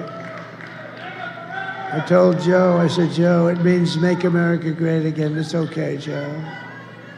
We're seeing historic levels of support among blacks, Hispanics, and Asians, Jews, Catholics, evangelicals, and Mormons. They're all joining our cause in larger numbers than ever before. And now the most amazing thing is happening. We're also winning overwhelming support from your Muslim community right here in Michigan. Muslim and Arab right here in Michigan. That's something. That's progress. And I just came from an incredible meeting with the Lebanese community in Dearborn. Last week I was honored to be endorsed by a group of some of the most important imams and Muslim leaders in your state. And I'm also grateful to the mayors of Dearborn Heights. Bill Brazzi, Bill Brazzi, where's Bill? Hello, Bill. Thank you very much for being here. Thank you. And the mayor of Hamtramck, Dr. Amir Galeb. Doctor, thank you very much, Mr. Mayor. They're great people. Many Muslim and Arab Americans are friends and family living in the Middle East, and Kamala is campaigning with warmongers like Liz Cheney. How do you think that is? They want to get the Arab American vote. They want to get the Muslim votes. So she picks Liz Cheney, whose father virtually destroyed the Middle East, right? I don't think it's working out too well. You know, it's interesting. If you give, Liz Cheney, she talks big, oh, I want war. She always wants war. Every time I was with her in the White House, we should attack this nation, that nation, nations that people never even heard of, we should attack. She's a big tough guy, she's a big tough one. She's a tough one. But if you gave Liz Cheney a gun and put her into battle facing the other side with guns pointing at her, she wouldn't have the courage or the strength or the stamina to even look the enemy in the eye. She wouldn't have. She sits back in Washington, oh, we ought to go and attack Iran, Iraq. We're going to attack everybody. That's why I broke up with her. All she wanted to do is go to war with everybody. Because she, like Kamala, is a stupid person. It's easy for her to say she wants to start wars from the comfort of her nice home or her father's lavish home that he got from killing a big portion of the Middle East. You know that, right? He headed up a company that was a big company, a big beneficiary of the wars. These war hawks, they want to draft your kids to die in wars, and they will never fight themselves. Liz Cheney wouldn't fight. I'll go with her. I'll go to the Middle East. I'll go wherever she wants, and we'll fight. She doesn't have the guts to fight. She's all talk and no action. She lost her seat for Congress from a great state. I love that state. I won that state by like 50 points or some crazy number. And she lost to a very good woman who ran against her, Harriet. How good is Harriet?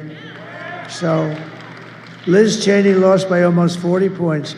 It's the biggest defeat in the history of the United States Congress. No other congressperson lost by that much. She lost by almost 40 points. Never seen anything like it. If Kamala wins, only death and destruction await because she is the candidate of endless wars. I am the candidate of peace. I am peace. People don't believe that. I am peace.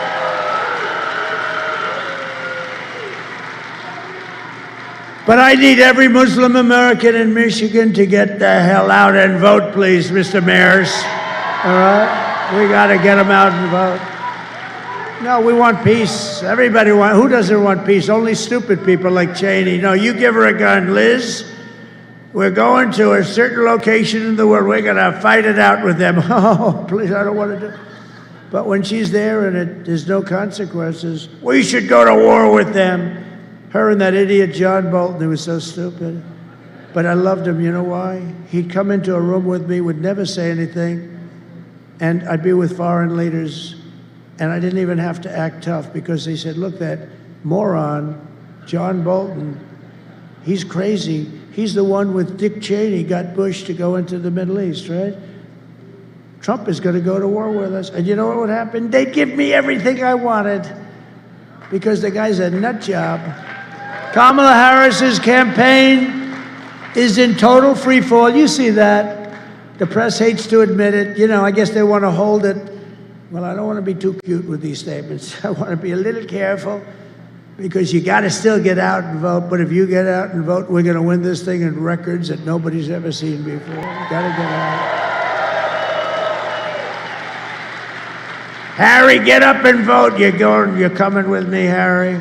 Get the hell out of that sofa, Harry. But I'm watching the game. Get out, Harry. Let's go. We're going to vote for the president. And he votes. And you know what? Harry will feel much better. He's going to feel much better.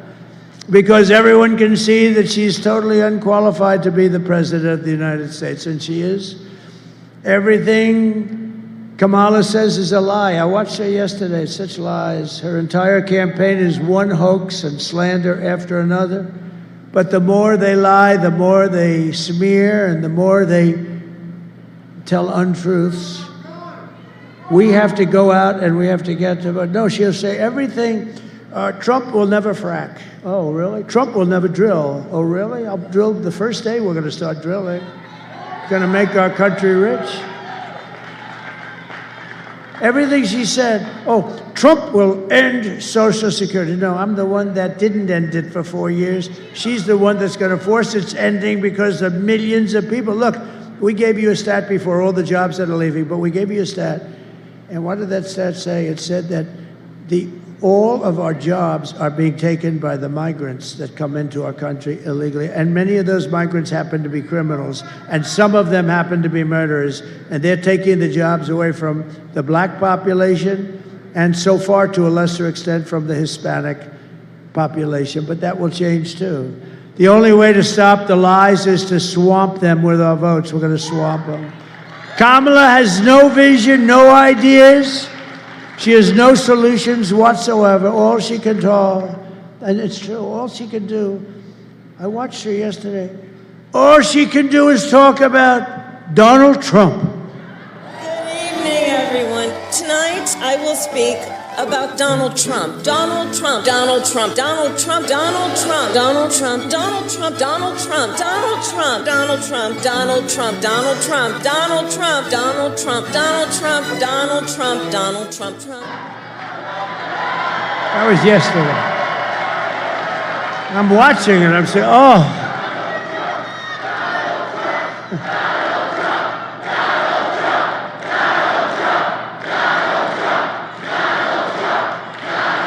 Thank you.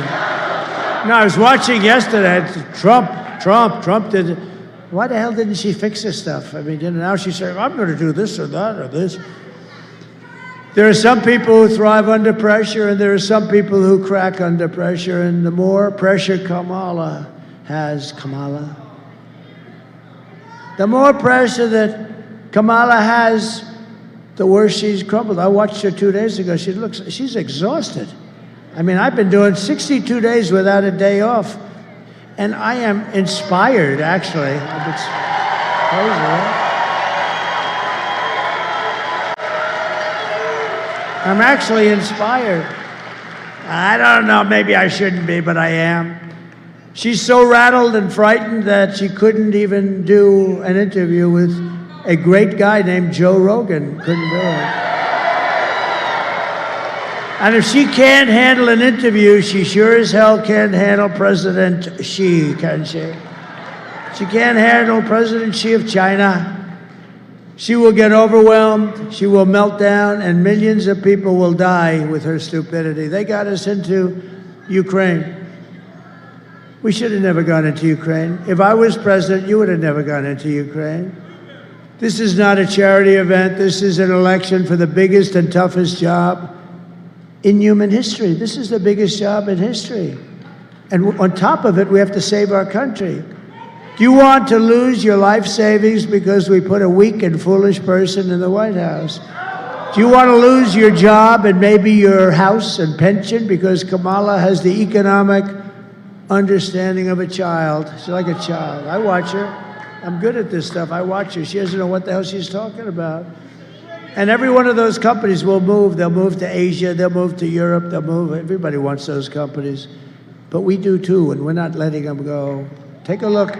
Take a look at what we did with John Deere. I mean, I just heard it I just heard it just recently that John Deere has announced that they're not going to move to Mexico. If they do move to Mexico, they're going to pay a big price. They can sell anywhere they want, but they're not selling in the United States of America, okay?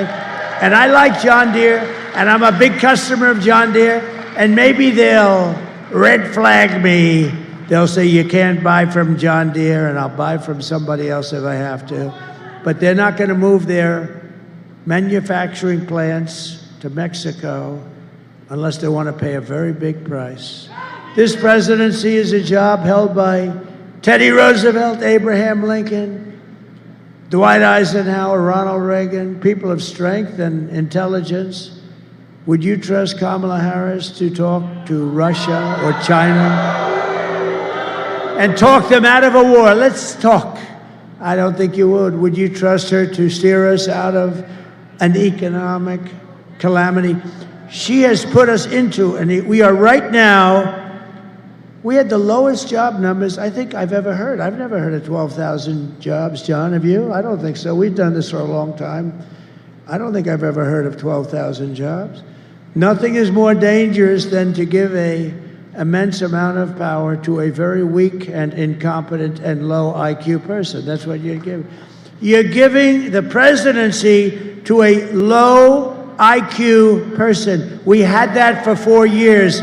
We can't take another 4 years. I mean, the mistakes this guy made, and she was there, right? She was there. She approved everything she said. She'd like to have that statement back. You wouldn't put Kamala Harris in charge of literally a kindergarten class. You wouldn't be able to do the job. So at the end of the day, you need to ask yourself, can you afford to put someone this incompetent in charge of our country's future? No, you can't. On top of it all, Kamala says she would do one thing. Remember this. She would do one thing different, and then she took it back because she forgot the thing. So she said she wouldn't do anything different than Joe Biden, which is disqualifying. They've got almost a 90% wrong track. You know, right track, wrong track? It's the highest wrong track in the history of our country, almost 90%. It's disqualifying. Take a look at this. Would you have done something differently than President Biden during the past 4 years? There is not a thing that comes to mind. Were you the last person in the room? Yes.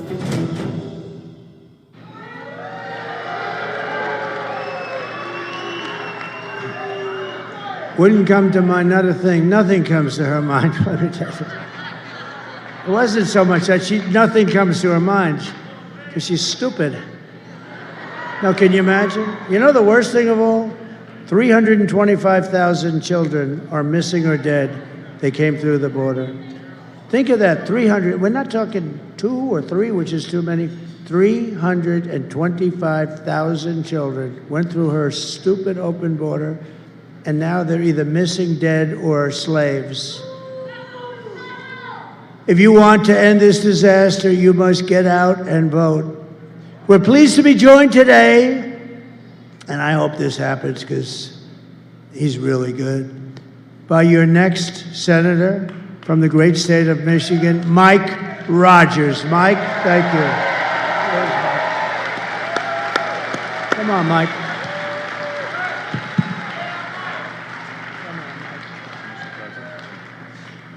Well, thank you, Mr. President, for a couple of things. First of all, standing up for manufacturing in Michigan. That's exciting.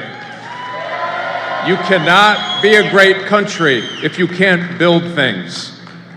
Donald J. Trump understands that for our state and our nation. For that, I thank you. I tell you, the biggest endorsement, we should be able to drop the mic and be done, tells you everything you need to know. As the president said, he got Customs or the Border Patrol Agents Association endorsement. Kamala Harris got the IRS agents endorsement. Do we need to say any more than that?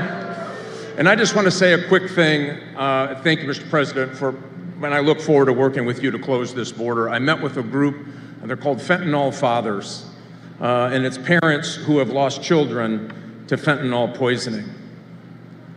3,000 of our Michigan citizens died last year because of fentanyl poisoning that came across our southern border. I look forward to not only closing the border, but putting those cartels on the terrorist list and make sure that they are held accountable for the deaths that they're bringing to our communities.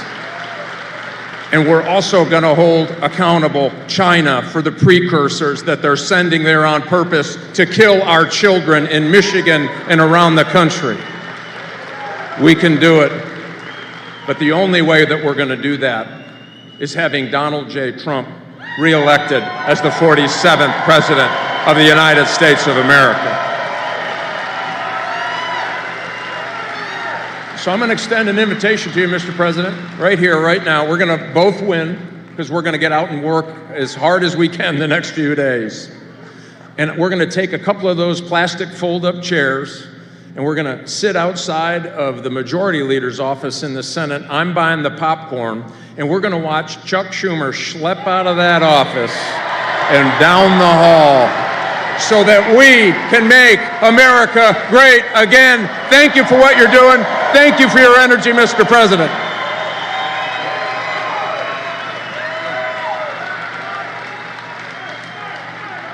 Thank you, everybody. Thank you very much. I see a very good Hulk Hogan lookalike. Look at that guy.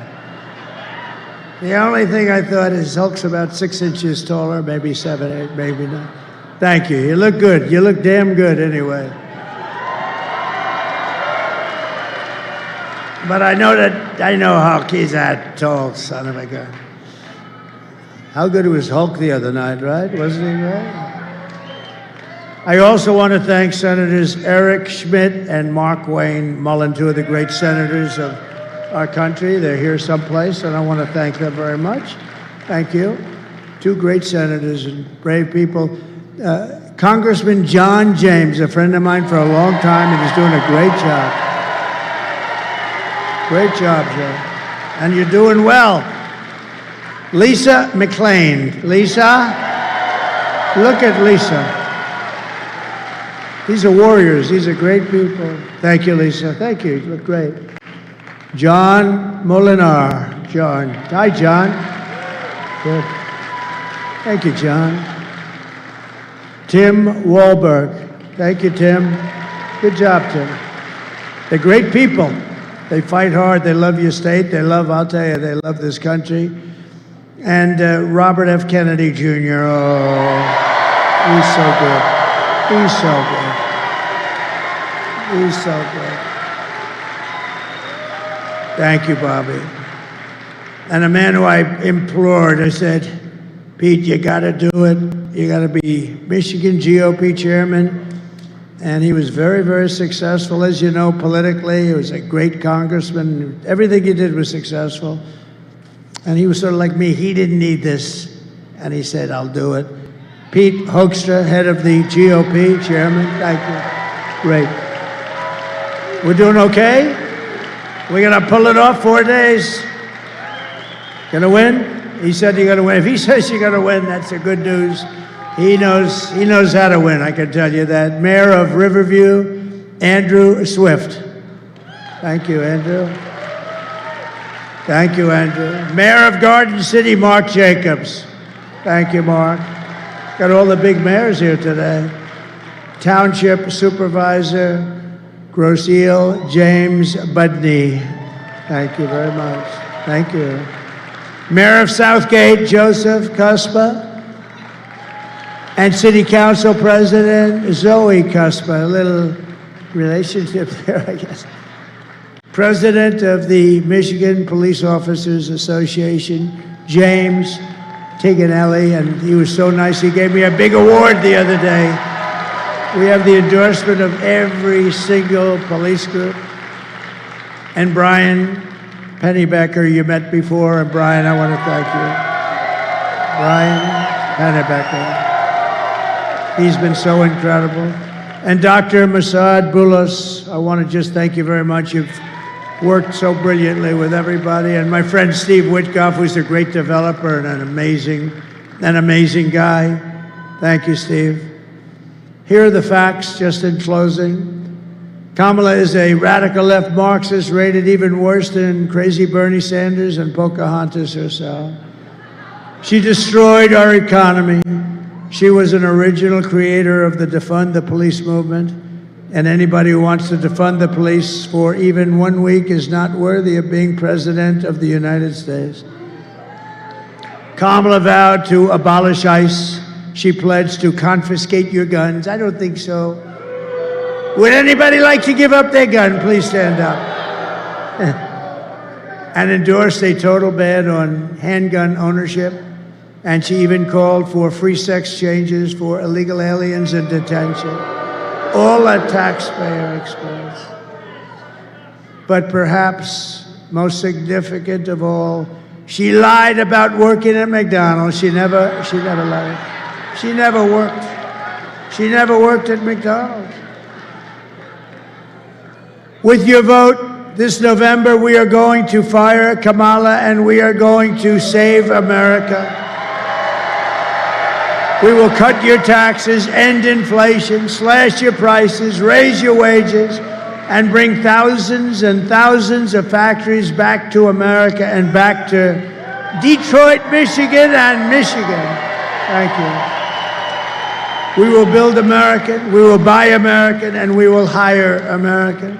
I will end the war in Ukraine. Would have never started if I was president. I will stop the chaos in the Middle East. Would have never happened October 7th. And I will prevent World War III from happening. We will crush violent crime and give our police the support, protection, resources, and respect that they so dearly deserve. We will strengthen and modernize our military. We will build a missile defense shield, the biggest in the world, all over our country, made in the USA, much of it made in Michigan.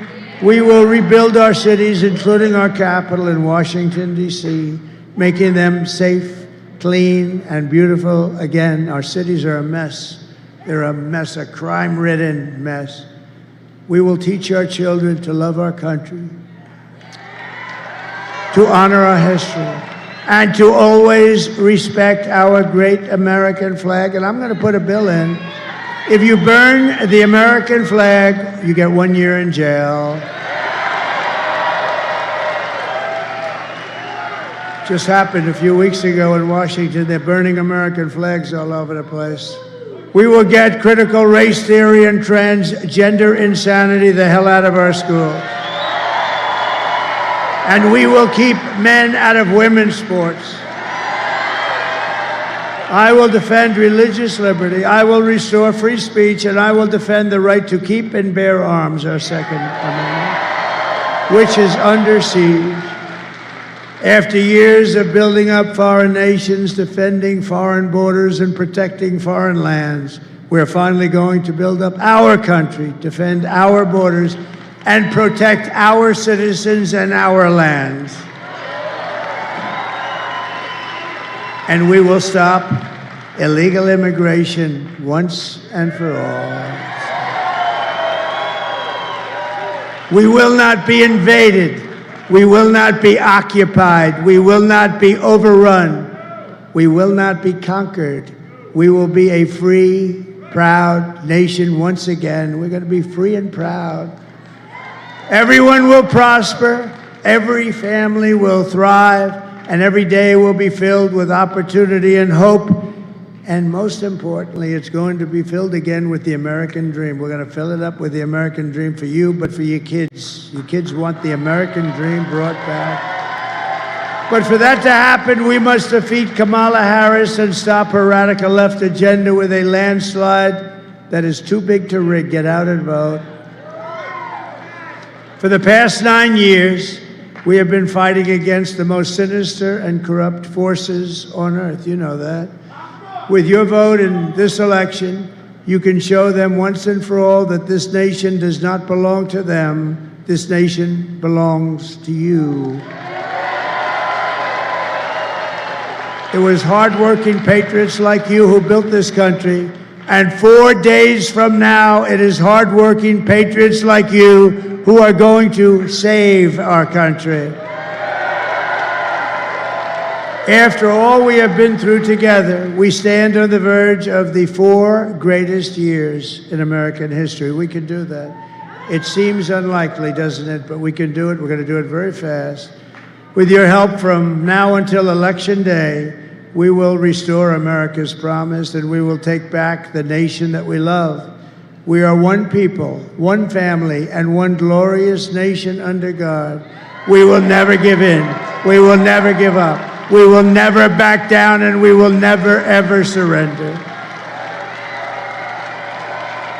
Together, we will fight, fight, fight, and win, win, win. We're going to win again. November 5th will be the most important day in the history of our country.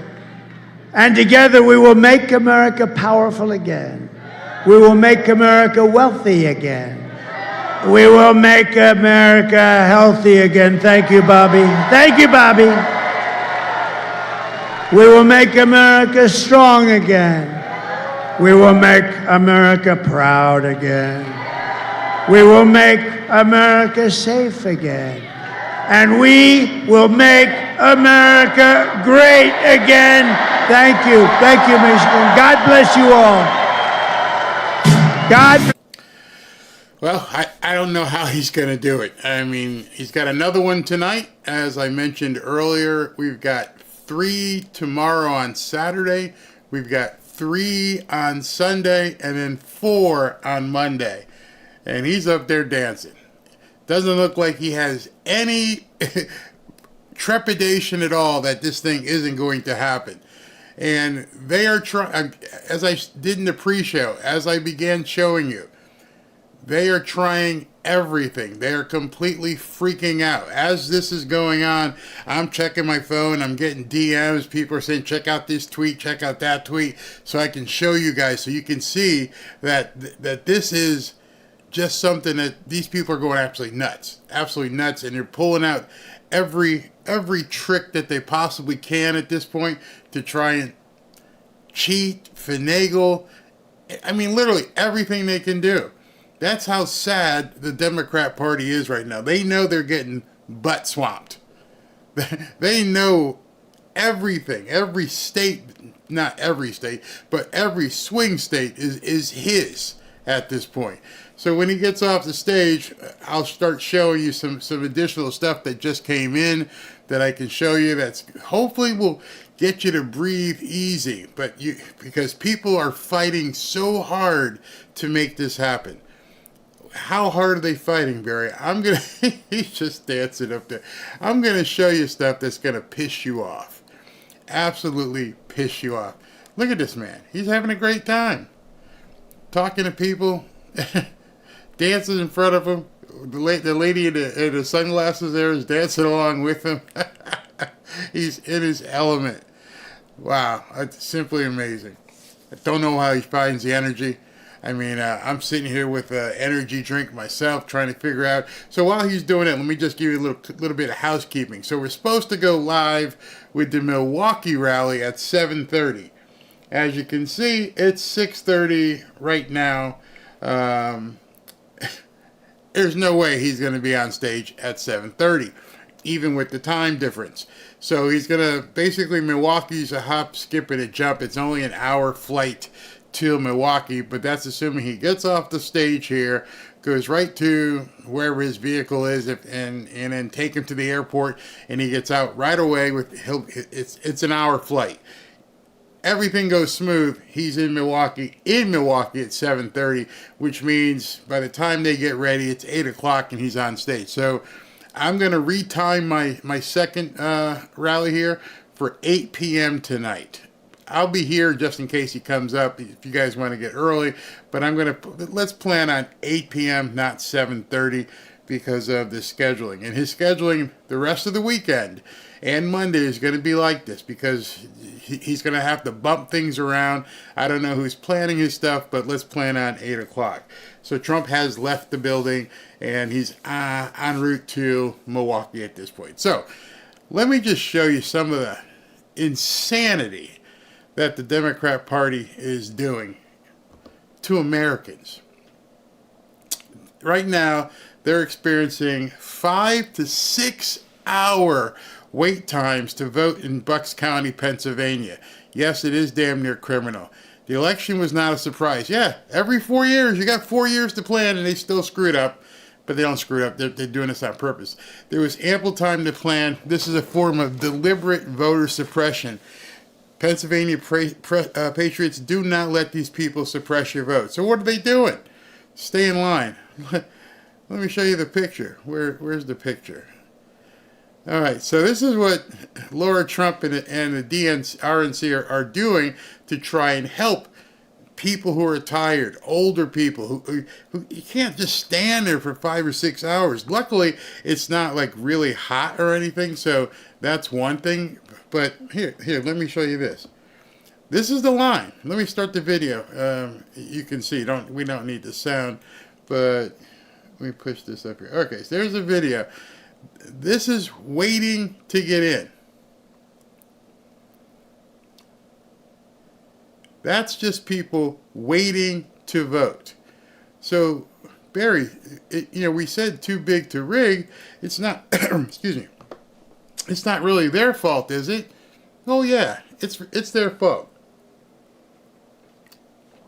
You see, they tried to shut it down. Laura Trump and team went in and got the judge to say, no, you got to leave it open until Friday at 5. So what did he do? What they did, and this is absolutely criminal, what they did, is that, okay, we'll leave it open, but we're only going to have 2 people working today.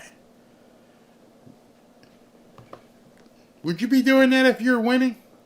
That's going to be a phrase you're going to hear me say a lot over the next 3 days, because people are worried about this and that happening. If you thought you were winning, would you do subterfuge like this and open up the voting precincts and put 1 or 2 people working? You're purposely, I followed the law. We're open. We just only had 2 people working for thousands of people. Thousands. That's some Bush League BSS crap right there. Bush League. Then again, now we have this one. Breaking. CNN reports that Kamala Harris's campaign has been caught red-handed running contradictory ads to try and win both Jewish voters and Arab voters in Michigan. In Pennsylvania, Harris tells Jewish voters that she will stand up for Israel's right to defend itself. In a different ad targeting Muslims, she tells them she will not be silent about the human suffering in Gaza. So she's playing both ends against the middle. Here's an ad. Let's target people who go to synagogues and different things. I'm not going to get into ad targeting, how it's done, but you're going to just show this ad to these people. Over here, let's show this ad to these people. Is that something someone who's confident that they're winning would do?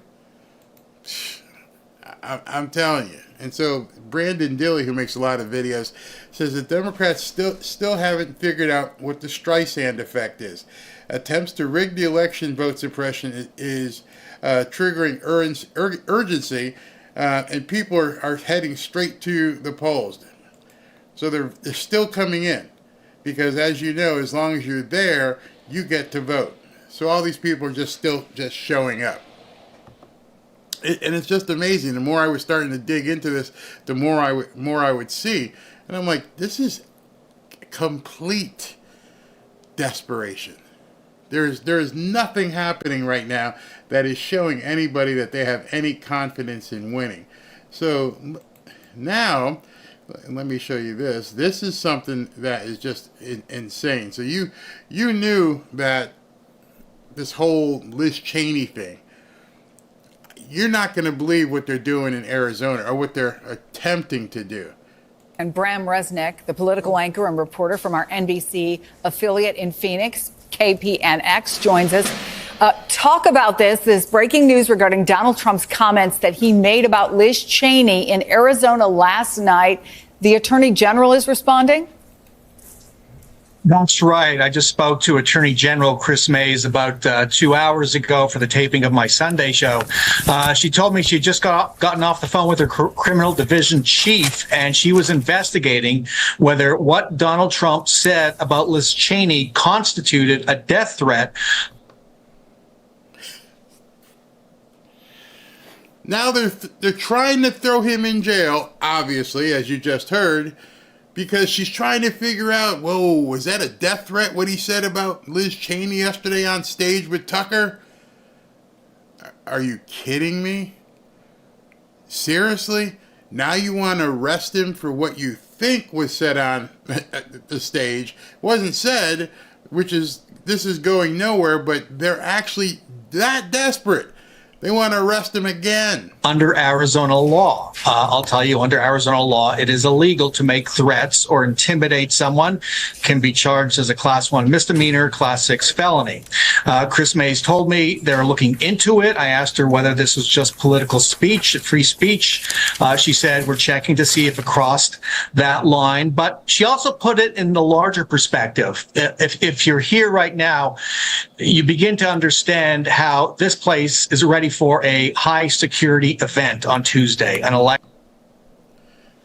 See what they're doing? How they're laying the groundwork here. High security event. Oh, tensions are high. We got a guy who's, threatened to, kill Liz Cheney, and he's running for president. This is on MSNBC. Our sheriff's office is talking about a no tolerance policy for protests. Chris Mays is activating all her agents. Every law enforcement agency in the state is involved with protecting the vote, protecting voters. So that's Chris Mays brought that into the conversation, that for Donald Trump to make these kinds of remarks at this time, such a really fraught and tense moment here in Maricopa County, is just bad. Notice, which I think you probably just did, that they didn't play the remarks. So they went on their station there and talked this BS, but they didn't play the remarks that were actually said. It's all conjecture. Everything they've been doing today has been trying to fan the flames that Donald Trump is basically making a death threat to Liz Cheney. That's not what people who are winning do. That is, Tanya and Nancy stuff where you're trying to kneecap your opponent. But of course, you know who else had to get in the game? And then, even worse, he has increased his violent rhetoric, Donald Trump has, about political opponents, and in great detail, suggested rifles should be trained on former Representative Liz Cheney. These people should be embarrassed. I mean, they should literally be embarrassed. Maybe if you didn't, put up a candidate who is completely a complete failure, you'd have a better chance. So here in the 12th hour, what you're trying to do is manufacture as though some sort of threat was made to Liz Cheney, who, by the way, as Kamala just said, a threat to your opponent. Liz Cheney ain't running for anything. What are you talking about? She's not running for president. You are. And the dutiful press, they take it down, they vomit it out, and it's none the worse for wear. Everybody just goes ahead and sucks it up, and they've been running this disinformation campaign since this morning, and it just doesn't stop. It just goes on and on and on. I don't think you even need to call it fired upon. He's saying quite explicitly and unambiguously that Liz Cheney should be shot, should be executed by firing squad. 4 days. Which was funny. SV posted in here, and this is extremely funny. That was Jonah Goldberg. And then later on, he actually typed and tweeted, "Oh, I made a mistake. I was listening to the people on the panel." So wait a second. You went on television. You hadn't even heard what he said. And you just started vomiting out your mouth. Oh, Trump's just, it's awful what he just said. And you hadn't even heard it? Are you that much of an idiot, or did they just tell you, "Hey, listen, we got an assignment for you. We're going to pay you well"? So here's more from that same CNN. It's out from Election Day, and former President Donald Trump is escalating his violent rhetoric, suggesting one of his most prominent critics, the former Congresswoman Liz Cheney, should be fired upon.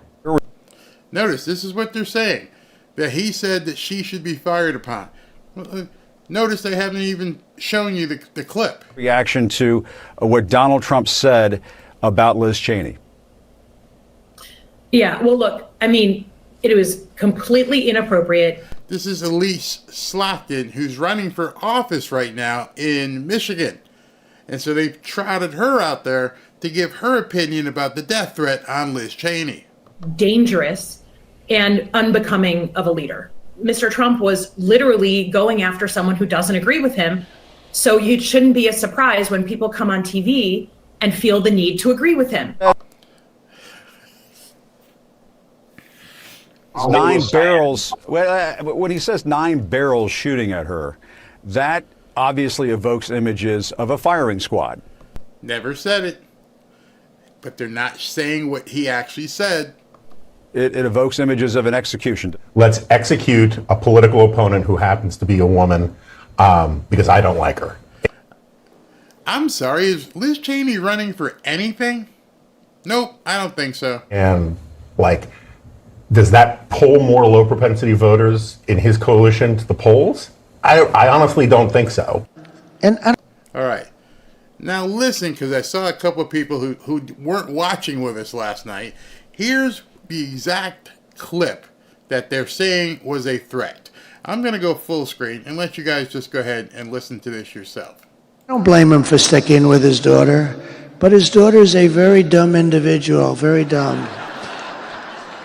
She's a radical war hawk. Let's put her with a rifle standing there with 9 barrels shooting at her, okay? Let's see how she feels about it. You know, when the guns are trained on her face. You know, they're all war hawks when they're sitting in Washington in a nice building saying, "Oh, gee, let's send 10,000 troops right into the mouth of the enemy." But she's a stupid person. And so he's talking about you want to send troops over there, but you don't want to do it yourself. And so, number one, I don't know how they're construing this to mean that it was a threat when he was talking about a military operation where we send our sons and daughters over to fight wars and cut these other countries' checks when you don't want to do it yourself. You try to be some sort of tough war hawk, but you won't go out there and face nine barrels facing at you, but you expect other people's sons and daughters to do so. Again, here comes that question. You know what the question is. I'm going to say it again right now. Is that something you do when you feel confident that you are winning? Or are you grasping for straws right now? You're telling me at the 12th hour of the election, you're pivoting from talking about your own ability to make this country better, and you're talking about someone who's not even running for office, and you're putting all your chips at this point on Liz Cheney. That's what you really want to tell America right now? You think that's working? You don't think people see the desperation? And then Jim, what's his name? Carville decides he's going to go ahead and cut a video, and you're not going to believe what he says here. I mean, literally, you're not going to believe. The people that I am most loathsome and the warmiest, slimiest people in this is what I call the truth teller caucus. The people out there that are just such burdened with the obligation to tell the truth.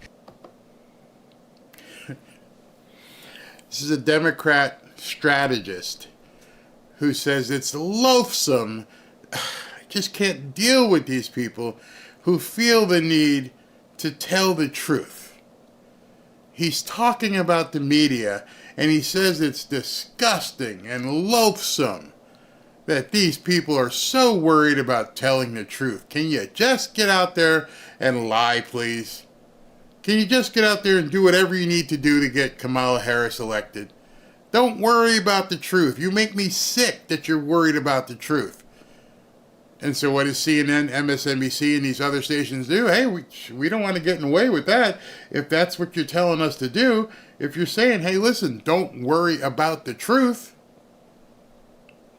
that's what the Democrat Party is saying right now. They are telling people, don't worry about the truth. Do whatever you need to do to get her in. Lie if you have to. Do whatever it is. Pray for America, because if this is what our media is, then Trump has every right to take them down. I'm only showing you this so you can see the desperation, so we don't have to answer those questions anymore or worry about trying to comfort people. I'll do it at 8:30. But winning people don't do this, man. Winning people don't act this way. They never do. And for people not to see that, I don't know if you've never been on a team or you've never been on with a coach that's trying to find a way to win something at the end of the game. They don't just make crap up. I mean, here's a tweet that I put up, another one to underscore it. Marco Rubio, I said, what does this tell you? And it says, in the closing days of this campaign, virtually every major media outlet in America is openly participating in the largest disinformation effort in history in hopes of defeating Trump. You do that if you're winning? You're going to get, just tell you right now, over the next couple of days, you're going to get sick of me telling you this, because I need you to focus on that. Don't listen to the polls. Don't listen to the pundit. Watch what they're doing. See if Trump's dancing. Trump's out there dancing. He's happy. The village people, smiling, high-fiving. And all of their messaging right now is, oh my God, hair on fire, he wants to kill people. With just a couple days left. And I can just go on and on with this stuff. At some point, you as a Trump supporter basically have to understand this is what they're doing. I could always tell when I was playing. I knew when I had somebody's beat. I didn't care how he was. I could look in his eyes and I could see he doesn't have that fight anymore. The fight's been ripped out of his body. There's nothing there to compete with anymore. These people, you can look at Kamala's face. You know, it's very stern looking. You can look at Jim Carville and he's doing like this. There's nothing body language is being transferred of strength and confidence. It's like, oh, we got it. Even with the news people, their eyes are like this, like, you know, they know they're lying. Lying isn't comfortable. I mean, you can go back all the time, unless you're a psychopath, all the time since you were a kid, and your mom or dad would say, did you do that? The reason why they knew you were lying is because your body contorted, your face looked funny. They knew you were lying. Unless you grew up to be a psychopath, that pretty much stayed the course. At this point, if Robin asked me something, did you eat that last? Yeah, I have to tell her. She can look at my face. I'm a good poker player. I'm not a good liar. So, for the next 3 days, take a step back, make sure you're voting, stay in line, and just keep your focus. Don't let people distract you. I'm not saying this to blow smoke up your butt. Just look in their faces. Look what they're doing. And it will tell you whether or not that is a winning, successful message, or is it complete desperation. Every single one of those cuts I showed you, every person up on the panel didn't have happiness. All the joy is gone at this point.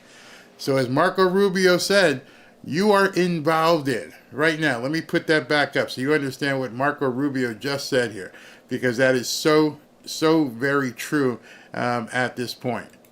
Read this and tell your friends and everybody else. In the closing days of this campaign, virtually every, and I do mean every, I even saw shit on Newsmax. Oh, it looks tight. In America is openly participating in the largest disinformation effort in history.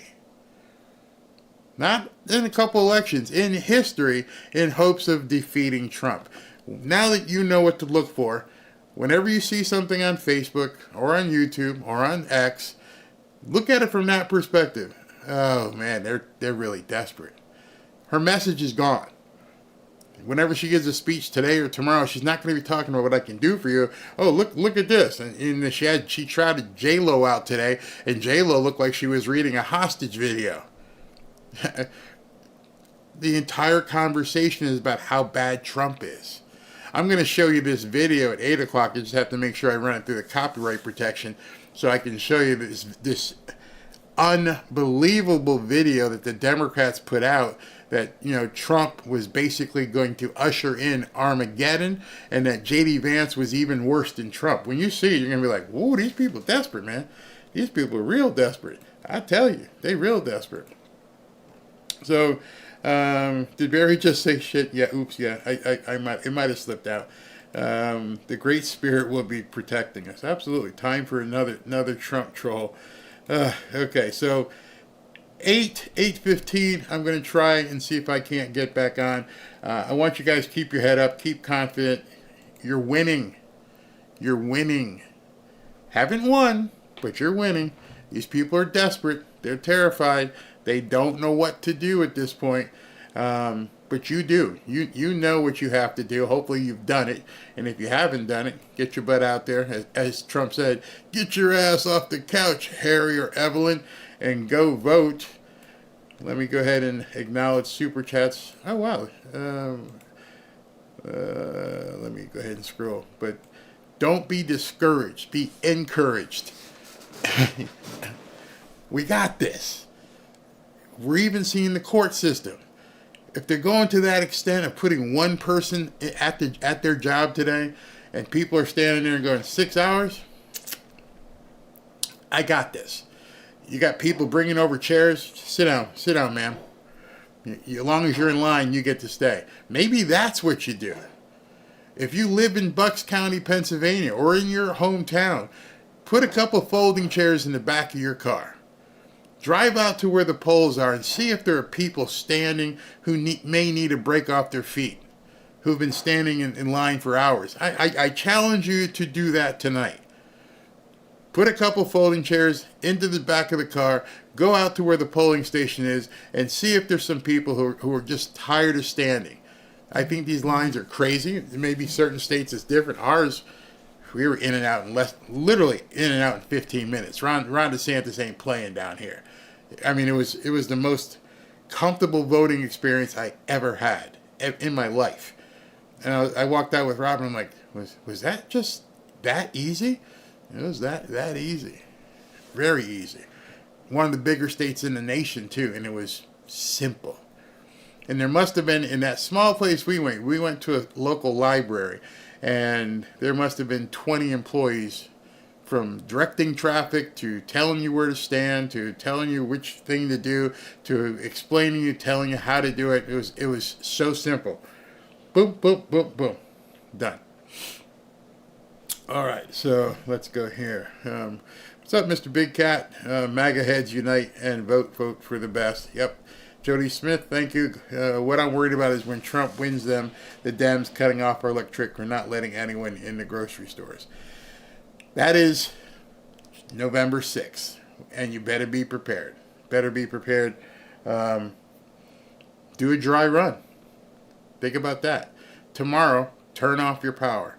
And you know you can just turn it right back on, but imagine you having to go. If you've never sat through a hurricane,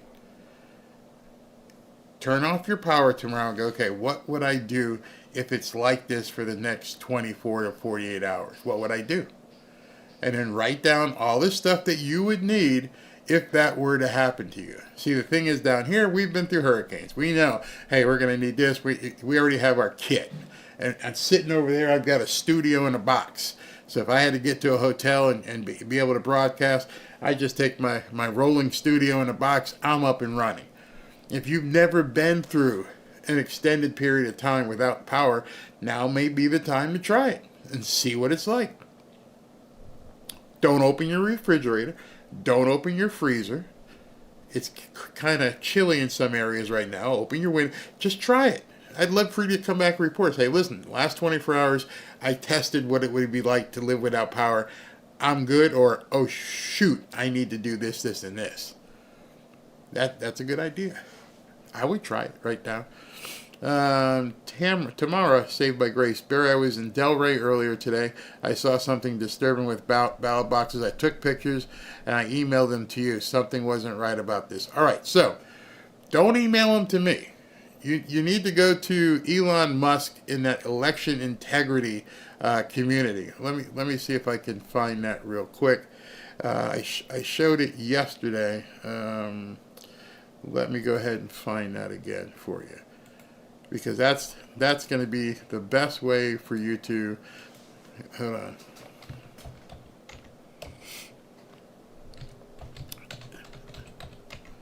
I know somebody earlier was trying to find out his email, and you don't need to email him. You need to go into this community and post. Here it is right here. Okay.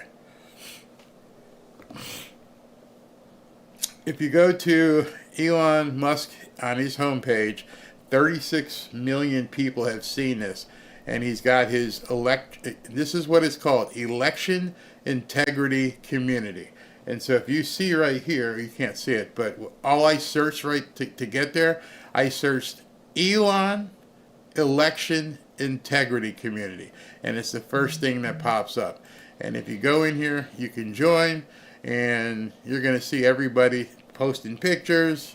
More pictures of Bucks County. Oh, this one was really bad. They turned off the power, and these people had to sit in the dark last night. And, you know, people are telling you, here's what's happening. So if you saw something, go ahead and post it. People are watching this. They're watching that really closely. So you have the opportunity to get it up, escalate it up the ladder, and let somebody run with it. And he's working it. And he knows what he's doing with it, so use it to your advantage. So just go to X and put in election integrity community. RM, Laura Trump filed to keep Biden on ballot.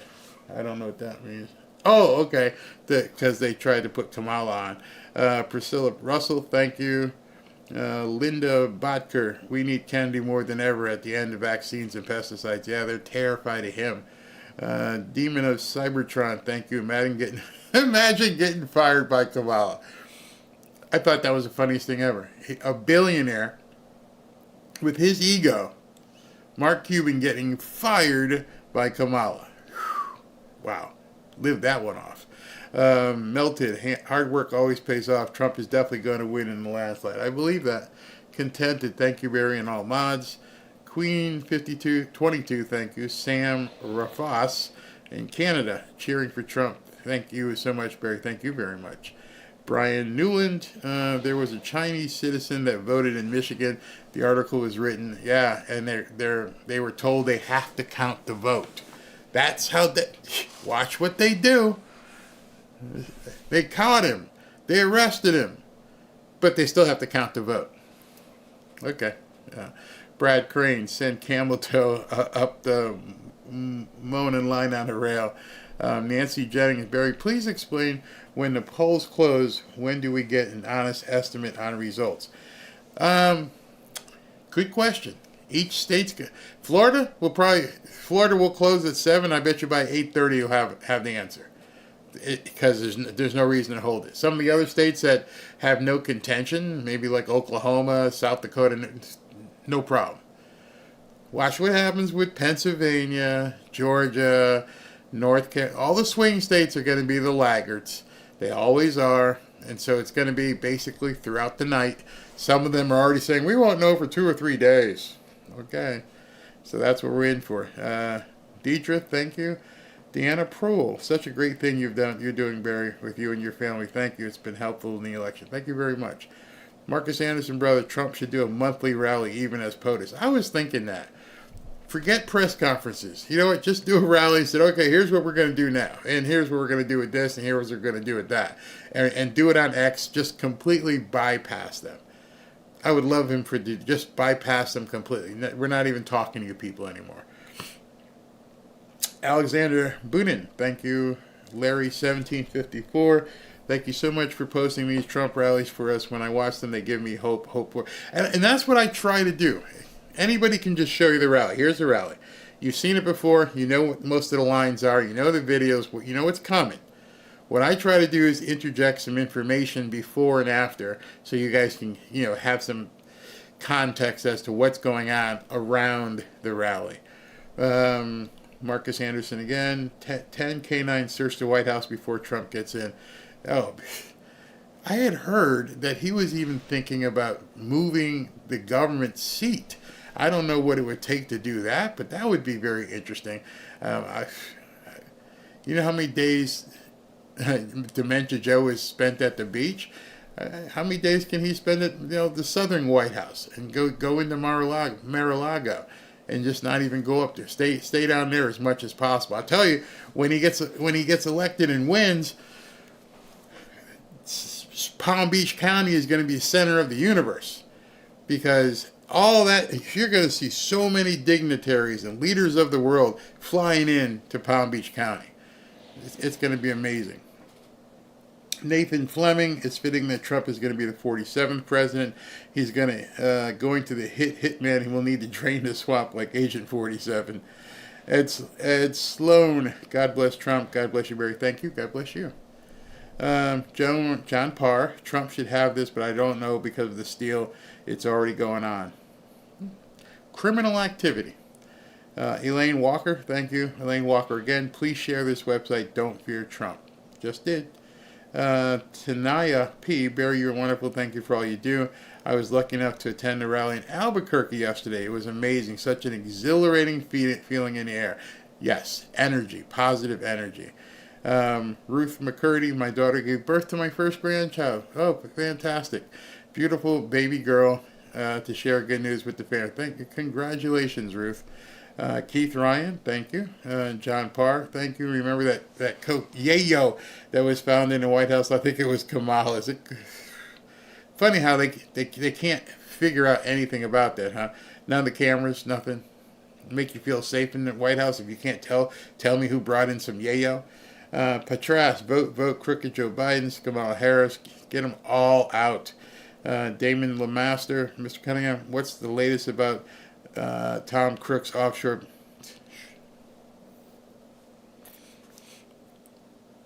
Media doesn't talk about that assassination attempt.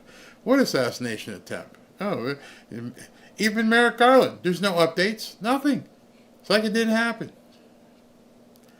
La Familia, thank you. Wrestling, oops, where'd I go with that? Too fast. Wrestling Russ, I voted Trump. Warning Amendment 1 is very sketchy the way it is worded. Read the entire thing before saying yes. Love your work, Barry. Thank you. Original, ironic. Last time I will bother with this very posty intro. Oh, you mean to be... Okay, I got you. T. Malik, great job keeping everyone positive with information. Thank you. Kathleen Gray, I'm mad, excited, and scared all at the same time and praying. Well, you're doing the right thing. Pray. Sherry Ember, you're better than a Xanax for me. You ease my minds for weeks. You kept my hubby's blood pressure down. It's human nature. I mean, people are going to be anxious right now. There's so much crap going on. But at the same time, if you just step back and look, just see what's going on and say, who's acting like they're winning and who's acting like they're desperate? And then when you look at it from that perspective, you're like, they're not winning, they're not calm, they're freaking out. And you know that in your interpersonal relationships, you know when you see confidence, you know when you see fear and desperation. I mean, imagine investing into a business and you meet the business owner or the entrepreneur and he's like doing this kind of stuff, and he's, hey man, yeah, I need your like, hey man, you don't look like someone I could trust. You look like you're a little sketchy. Something's wrong here. And then you dig in and find out there's all kinds of problems with the business. George Rivera, even after the New Mexico rally, driving home, we watched Trump do 2 more. Man's a beast. Stephanie, Barry, please explain how to vote. Some don't know. I can't, because it depends on your state. Like when we here in Florida, when Rob and I went to vote, I can tell you the entire experience was perfect. We walked in, we gave them our registration card, gave them our ID. The guy went to a computer, verified, and spit out a ballot. Take the ballot over to the machine, insert the ballot, make your choices on the machine. The ballot spits out and says, please confirm. So we can see all the things that we did. Then we walk over to the tabulation, and you stick the ballot that you just confirmed physically into the tabulation, and then you're done. I don't know what it's like in other states. Pottsville, Pennsylvania, float like a butterfly and sting like a bee. Hey, Doug. Alex Mans, thank you. What do you make of Alan Lichtman's prediction? Absurd. Totally. Greg Sousa, YouTube censorship is getting annoying in the comment sections. You should switch to X full-time, Barry. That's up to Elon getting some things fixed.